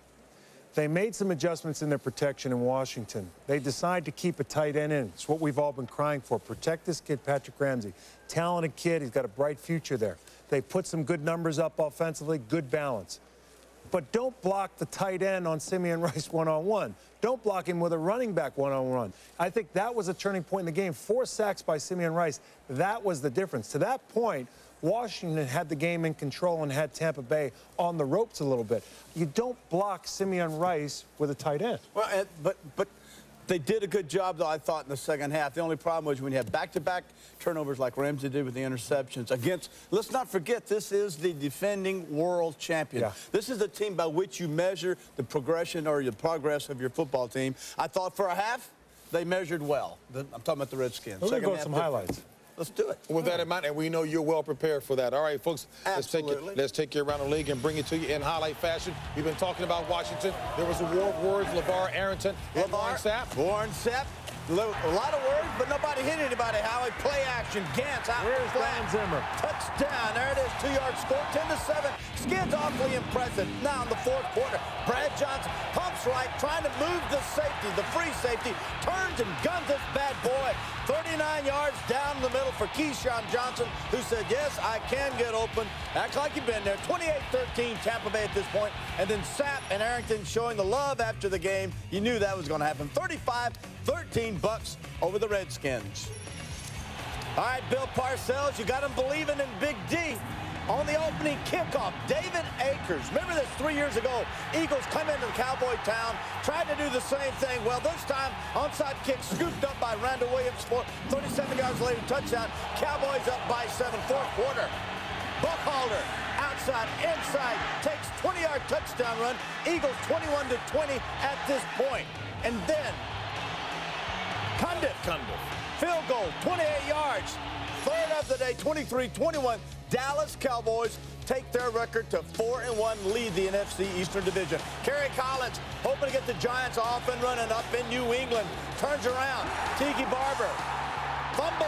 Matt Chatham picks it up, takes it in from 38 yards out. New England up by 7-0. And then Mike Cloud, 1-yard touchdown run. There it is, over the left side, inside, 17-6. New England over the New York Giants. And 4 turnovers certainly did not help the Giants' cause in this one as they dropped that one, as you mentioned, Terry, to the New England Patriots. Carolina and Indy in a battle of unbeaten, Steve. Down the middle, Peyton Manning to Harrison. Beautiful throw, that broke an all-time reception yard for Peyton Manning to Harrison. And then down the left sideline, long pass, touchdown. As you see, Carolina coming back, and then Peyton Manning down the left side. Reggie White. There it is. Touchdown. We're tied up in overtime, 20-all. We'll talk about a nip and tuck battle there. Those two teams still going at it. It is in overtime right now, as Terry just mentioned. Reggie Wayne coming through big, and again, Carolina driving right now. But the Colts, who came back from 21 on Monday night, obviously not phased. The Miami Dolphins victorious over the Jaguars there, 24-10 in that contest. And Ricky Williams with 75 yards on the ground. Obviously, we know he's a tough one. All right, folks, the Tennessee Titans, Steve McNair, a career day, 421 yards, 3 touchdowns. McNair huge over the Texans, and they are now 4-2. Tennessee improving. The Chicago Bears dropping it to the New Orleans Saints. Saints improved to 2-5. Again, only their second victory of the season. It was a battle of field goals in the first half, but the Saints do come through victorious. Here is a game Terry was saying, no, when we see Dick cry, if in fact they come back and pull this one out. But you know what? 34-all. They are in overtime there. I know you and Howie were talking about the Chiefs during the pregame show. You have to be believers, at least from the offensive standpoint. That's how they've been winning football games. Hold you up, and come back, and then take the game later on by special teams play. Now you see the Browns taking the Raiders 13-7 in this game. Raiders, as we said on our pregame show, definitely in a lot of trouble now. Raiders lose for the first time in Cleveland. They were 5-0 prior to that. They lost. Carolina right now set up for a 48-yard field goal attempt in overtime with 9:26 left. The kick is up, and it is good. Good. Yeah. Well, a little more emotion than well, you know what? No, you don't say. Good. You bring me down. Good. I bring you up. Good. No, everybody got stuff. It's good. It's good. And, you did it. Carolina remains undefeated then. Yeah. On the road. On the road. Did you know that? You knew they were on the road? I knew they were. The turf. It gave it away, huh? The turf. Well, Howie just narrated it. Let's show you what happened. Hi, Carolina pulled it out. Go ahead. Give it a little bit more love to it, though, JB. Take a look at this. TB, go ahead. Show Howie how you do it. And down the... Panthers win! Panthers win! Oh, my God! They're 5-0 on the road against the mighty Colts. Oh, gee. John Casey with the field goal to do it. There you go. Stephen Davis leaves the game with an injury that's yet to be reported. We can't get any information on that. Foster comes in and runs well for them. They're another team that really is well prepared. They're making the key plays in the second half, particularly in the fourth quarter. Speaking of well prepared, they threw the ball well. We don't give the coaching staff there enough credit. You mentioned John Fox before, but that coaching staff is an experienced one as well, too. Without a doubt. They're a coaching staff that believes in running the football. Now, people say, well, Jimmy said earlier today, and it's a good point, you need to score points. It really looks like a Marty Schottenheimer team, a team that doesn't really score a lot of points, plays ball control offense, runs the football, plays good defense, good special teams, and they've done that. Their defensive line is very good. Their secondary's okay. Their linebackers are good, particularly when Morgan is in the game. But they're learning how to win, Howie, right. and they're doing it the way all of us know that you win championships. You build with defense, and you control the clock. Yeah. You can get Muhammad and Smith going in the passing. And Delhomme today did a nice job of throwing the football. The coach isn't here, but he wanted to see them throw the football. And I thought today they threw the ball well, but they won this football game on the road against a football team that was undefeated. What gave it away, the turf? Probably. Yeah. I thought he was actually going biblical on me when he said Muhammad, but then he filled it in. Okay, got you covered. Hey, you did provide me with a nice segue, though. Thank you. Hey, folks, baseball is coming up next. Check it out. It will be the Chicago Cubs taking on the Florida Marlins. The Chicago Cubs looking to go to the World Series for the first time since 1945. They'll be doing battle, Moises Alou, and, of course, Juan Pierre. Folks, this ought to be some. You talk about a guy who knows how to win. Dusty Baker took a squad that lost 95 games last year, the Cubs, and now they're one win away from the World Series. Jeannie Zelasco, Kevin Kennedy up next.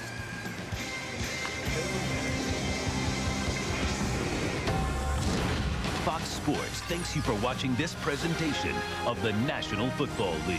The NFL is online at www.nfl.com.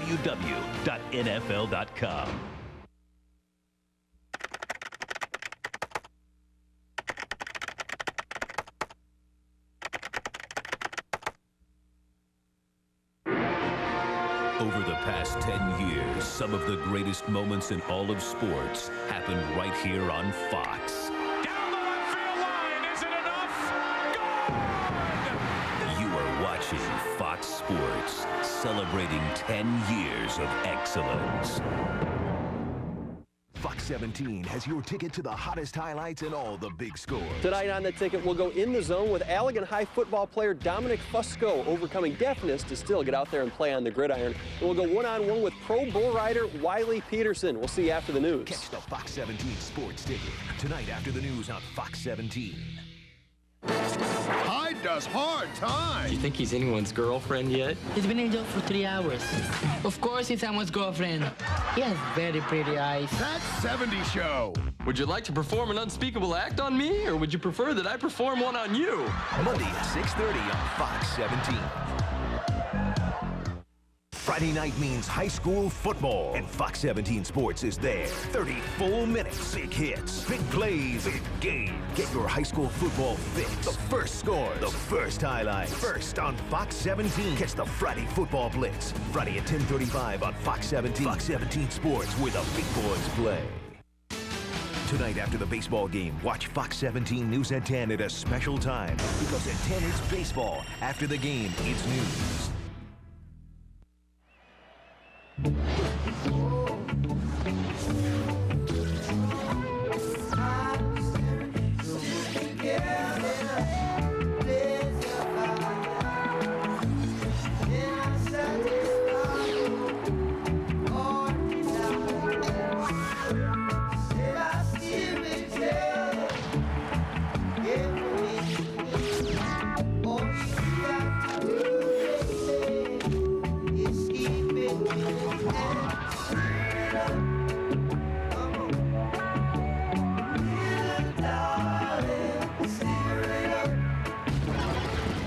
It's not over yet, but this is as close as it gets. Win one, and it is done. A single victory separates the Cubs from a future that once seemed impossible.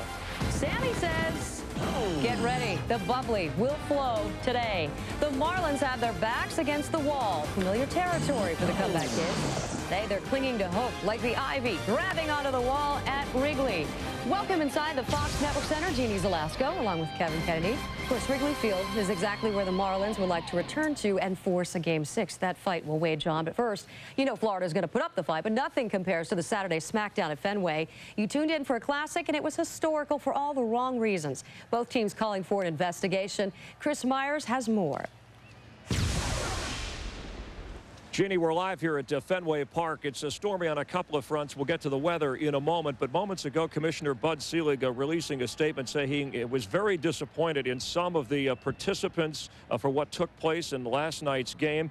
Bob Watson, after reviewing tapes, he's in charge of on-field discipline for Major League Baseball. After consulting with the umpires, has fined an undisclosed amount of money, fined Pedro Martinez and Manny Ramirez of the Red Sox, has also fined Kareem Garcia and Don Zimmer of the New York Yankees. No suspensions yet at this time. And Bob Watson also said the bullpen incident remains under review. So this coming more from the fourth inning incident, not what happened in the ninth inning.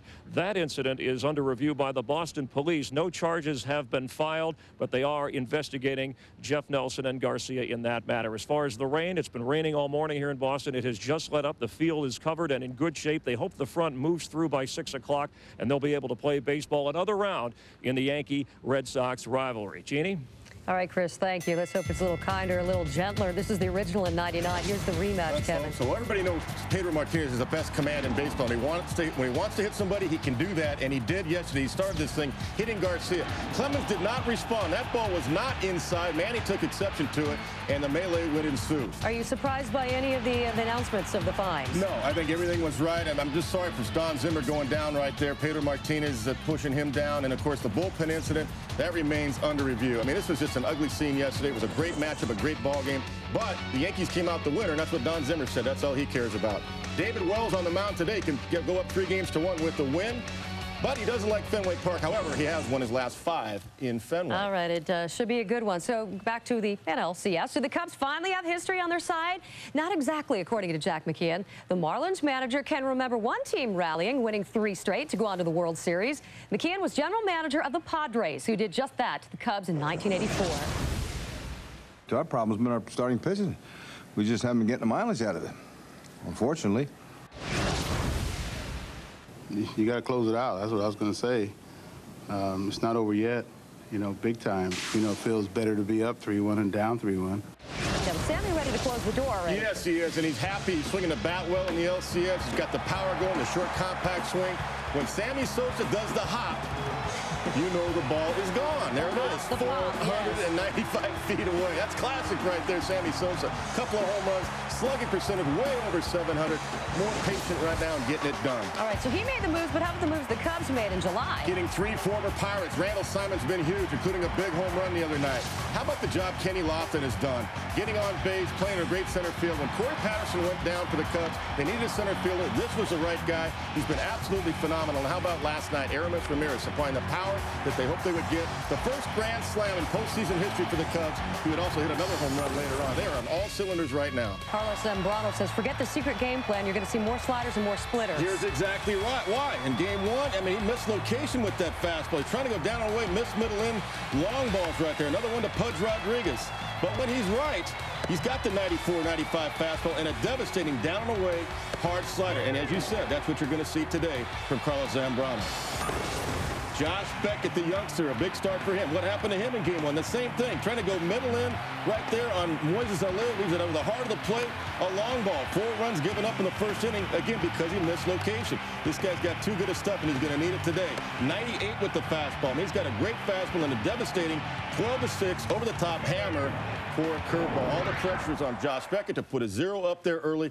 I mean, the Chicago Cubs have scored 11 runs in the first inning, while the Marlins have not scored at all. Beckett is the key. You got to put up 0s early and let the offense get going. What happened to Juan Pierre and Luis Castillo? They're hitting 200 combined. They're not getting it done, but it's more of a credit to Cub pitching. Cubs close it out. I think so. They're in all cylinders right now. No pressure at all on them. And you got Wood and Pryor in the wings. All right, pick up the phone because you're going to have the chance to make your voice heard with Sprint Virtual Manager. Use your PCS Vision phone from Sprint or log on to foxsports.com to vote. We've got questions. I'm sure you got some answers. We need to take you out to a great ball game. It's a rematch on the mound, but Zambrano and Beckett re-enter a series far different from the one they left. World Series on the line next. From executive producer Jerry Bruckheimer. Why does it matter who our parents are? Comes a provocative new series that critics are calling madly entertaining at every burning turn. I want you. His father is the district attorney. Let's take him down. Skin, the series premiere, Monday, October 20th on Fox. Kramer and Newman play a game of Risk. It's a game of world domination being played by 2 guys who can barely run their own lives. On the next Seinfeld. Monday night at 7 on Fox 17. On the next, Everybody Loves Raymond. Ray's bonding with his mother-in-law. Thanks, Mom. Now Deborah gets the mother of all surprises. Well, why don't you call my mom, Mom? Yeah. But can she bring herself to do it? How are you, Ma?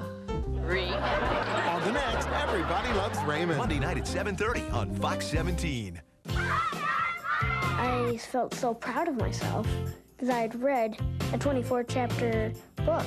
I thought, wow, that Hooked on Phonics really works. Presenting the newest version of Hooked on Phonics, now with 28 easy-to-use computer games to make learning fun. See an improvement in your child's reading in 4 weeks or your money back. Order in the next 10 minutes and get this new Hooked on Phonics rolling backpack. Rugged, stylish, and spacious, free with your paid order. Call this toll-free number now. We do things as a team. It's the difference between 6 yards and 6 points. For a coach who lives to win, Full speed! sometimes you've got to break the rules. See the young man over there? Goes by radio. He's going to be helping us out for a while. This Saturday night, experience a special sneak preview that will leave you cheering.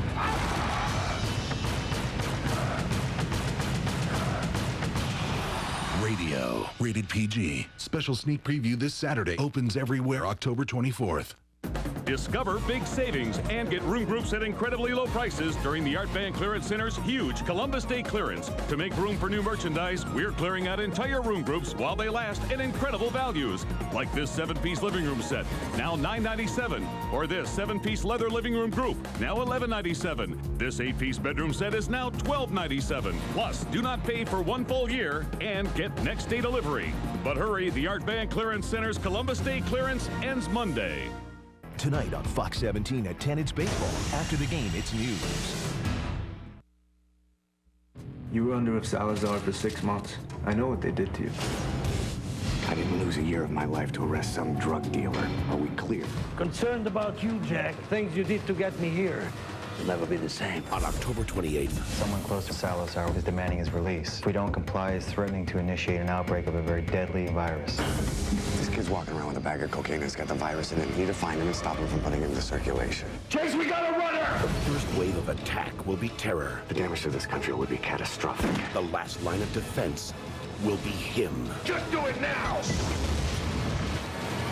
Kiefer Sutherland, 24. The season premiere, Tuesday, October 28th on Fox. Presented without commercial interruption by the next Ford F-150.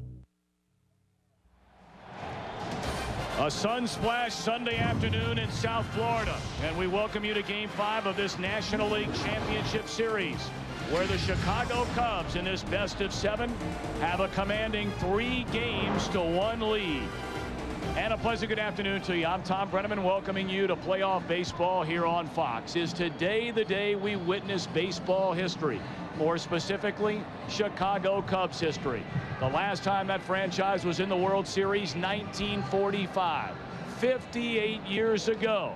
They're 27 outs away from ending that long wait. Believe it or not, however, Steve Lyons, the Florida Marlins have shown up to play this Game 5. What do they do to try and win today? Well, I think everybody knows that they have to pitch better, but for me, they have to put some more pressure on the Cubs offensively, and especially at the top of that lineup. Pierre and Castillo, during the regular season, hit over 300 between them. They stole 87 bases. They create problems when they get on. They put the pitcher in the stretch. They create holes in the infield, and they make guys make plays faster than they want to. During this series, they've hit below 200. They've stolen 3 bases. That has to change if they want to win.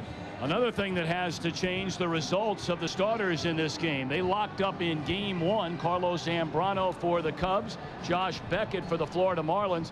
Al Leiter, for these two guys, they certainly have to feel as though they can do much better than that. No question about it. Both of these guys have to make an adjustment. I'm certain for the last 4 days they've looked at more tape of these opposing batters and haven't to realize that, in my opinion, right from the first inning, they have to throw off-speed stuff and pitch, because in that first game, both of these guys out of the chute were primarily fastball pitchers, and it didn't get it done.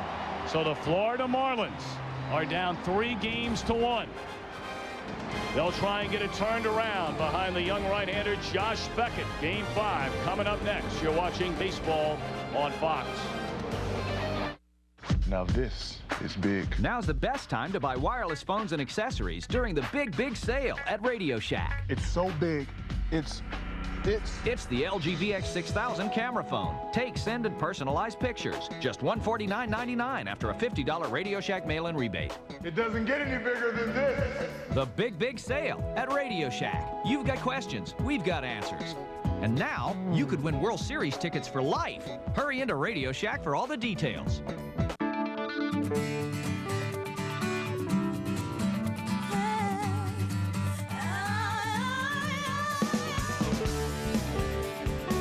You live a lot of your life between 0 and 55. No one understands that like your State Farm agent. We live where you live. That's why more people insure their cars with us than anyone else. Because we think car insurance should be as much about you as it is about your car. When Taco Bell first created the Zesty Chicken Bowl, we thought we'd freshly prepare them right at your table.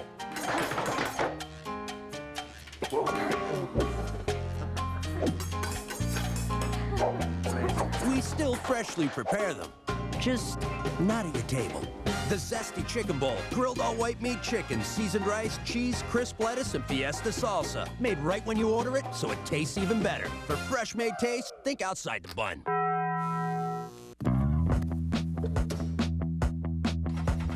Where do we go? Where do we go now? Where do we go?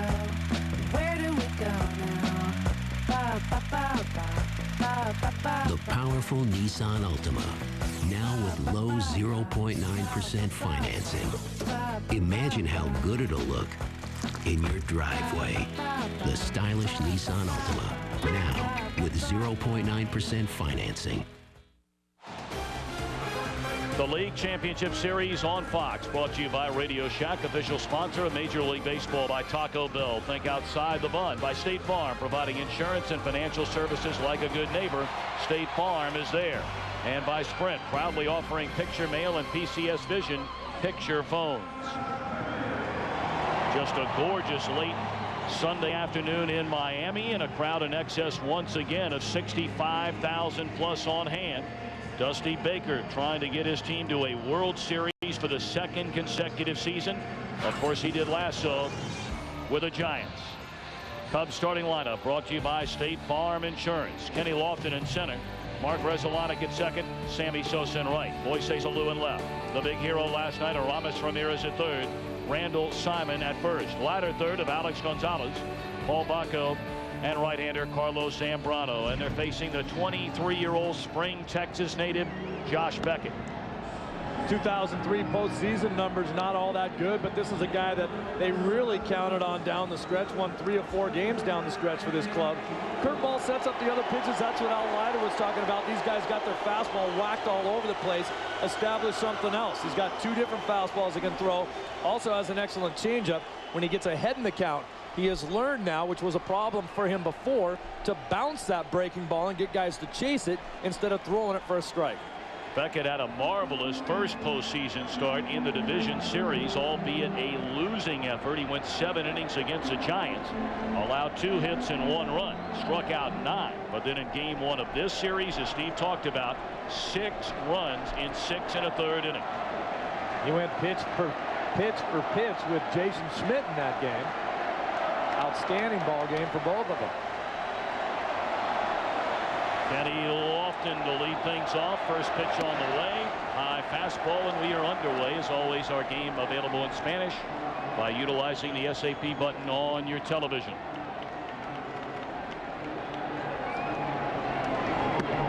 If there has been a most valuable player so far in this series, Lofton would be it. A .500 batter. 9 hits and 18 at bats. He has scored 7 runs. There's a good off-speed pitch right from the get-go from Josh Beckett.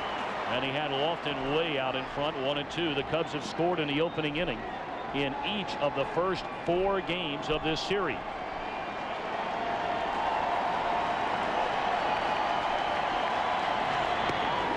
Gone swinging on a fastball.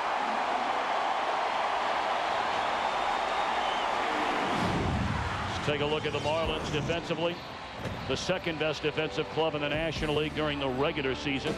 Conine, Pierre, and again Cabrera, his second start at the big league level, and both coming here in the postseason. Mike Lowell, Alex Gonzalez, Luis Castillo, and Derek Lee third to first, a battery of Beckett and Ivan Rodriguez.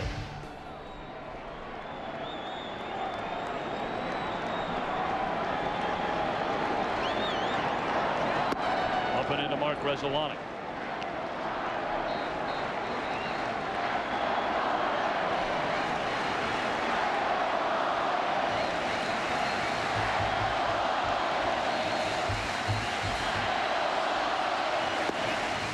Marlin crowd in it right from the get-go. They've got to be excited about the fact that they retired Kenny Lofton to start a game. Yes, they are. That has only happened one time, and that was in game 2 when he bounced out to the mound against Brad Penny. If you are a Marlins fan out there, take this. The starting lineup for the Marlins today hit .338 against Zambrano in their careers. Cubs versus Beckett, as far as the starting lineup is concerned in today's ball game, hits just .216 against him in their careers. More than 65,000 people here again today, looking to send this series back to Chicago. 3-1 fastball. Resolunik so far in the series, 4 hits and 19 at bats with a couple of runs batted in. A crowd we had here last night, a league championship series record, 65,829. Grounded to short. Gonzalez gets in front of it. Thrown in the dirt, but Lee able to get it. That's pretty right there. This guy is so sweet defensively. Those are beautiful hands right there. Lets it go a little wild, but who do you have down there? A guy that should win a gold glove at first base this season, Derek Lee. Not too many people have thought about him in that ilk. But boy, you talk to a lot of the members of not only the Cubs, certainly the members of the Marlins, and they'll say it's a joke if he doesn't win it. He has saved this infield a ton of errors. Now slamming Sammy Sosa. He's hit 2 home runs in the series, 5 hits and 15 at bats overall. And there you see what the Cubs have done in the opening inning. 11 runs they've scored, zip for the Marlins.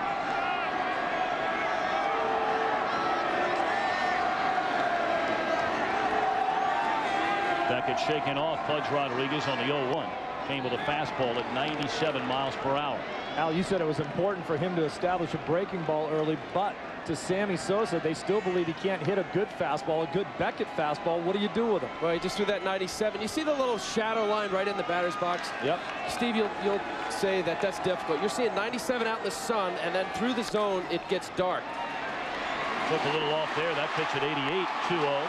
Sosa rolls over it. So how about that? First time in this series, the Cubs fail to score in their first at bat.